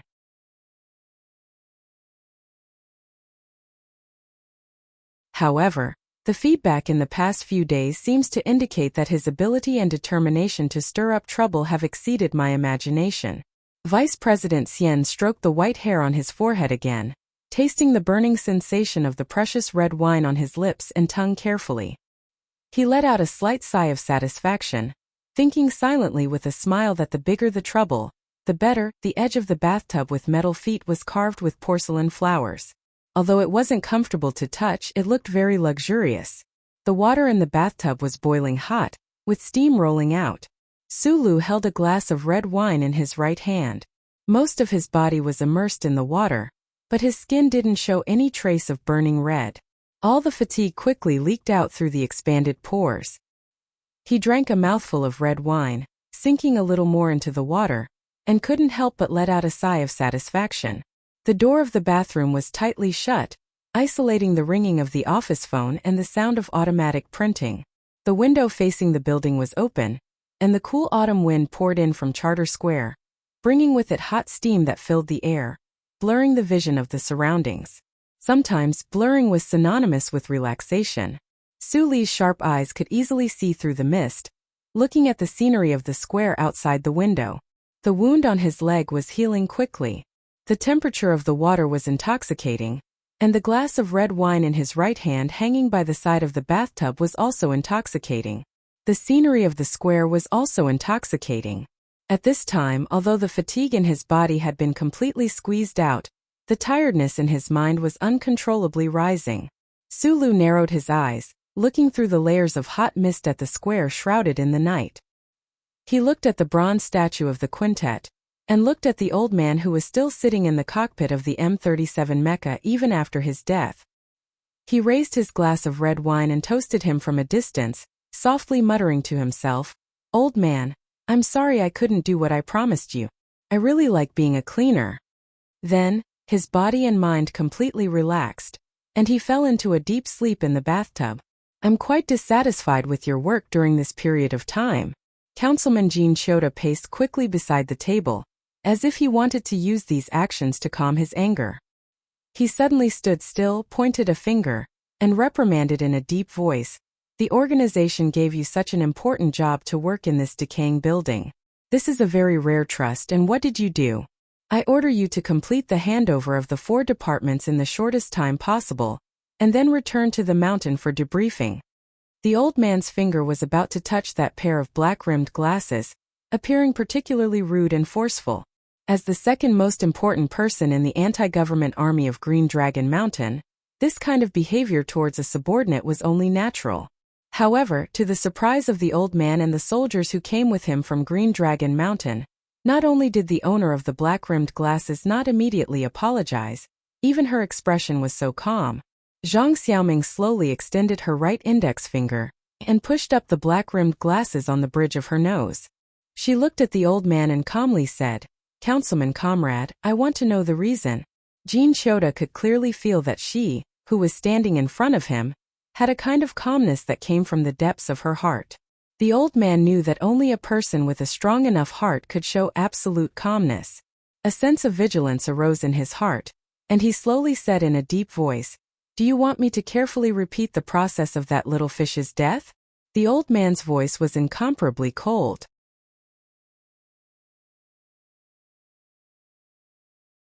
He had presided over many bloody internal cleansing operations, so his body exuded a kind of terrifying aura from inside out. In Green Dragon Mountain, countless people secretly hated him, but no one dared to show this kind of emotion in front of him, because coldness and ruthlessness were often the most powerful weapons to intimidate people. "This is an internal operation of the 4 departments. I don't think there is anything to explain to you," Zhang Xiaoming calmly said. Since she already knew the purpose of the councilman, she even directly omitted the honorific. The people in the room fell into absolute shock, including the female employee with the coquettish figure.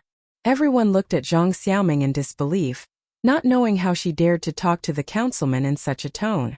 The emotions in the eyes of Councilman Jean Chota were particularly gloomy.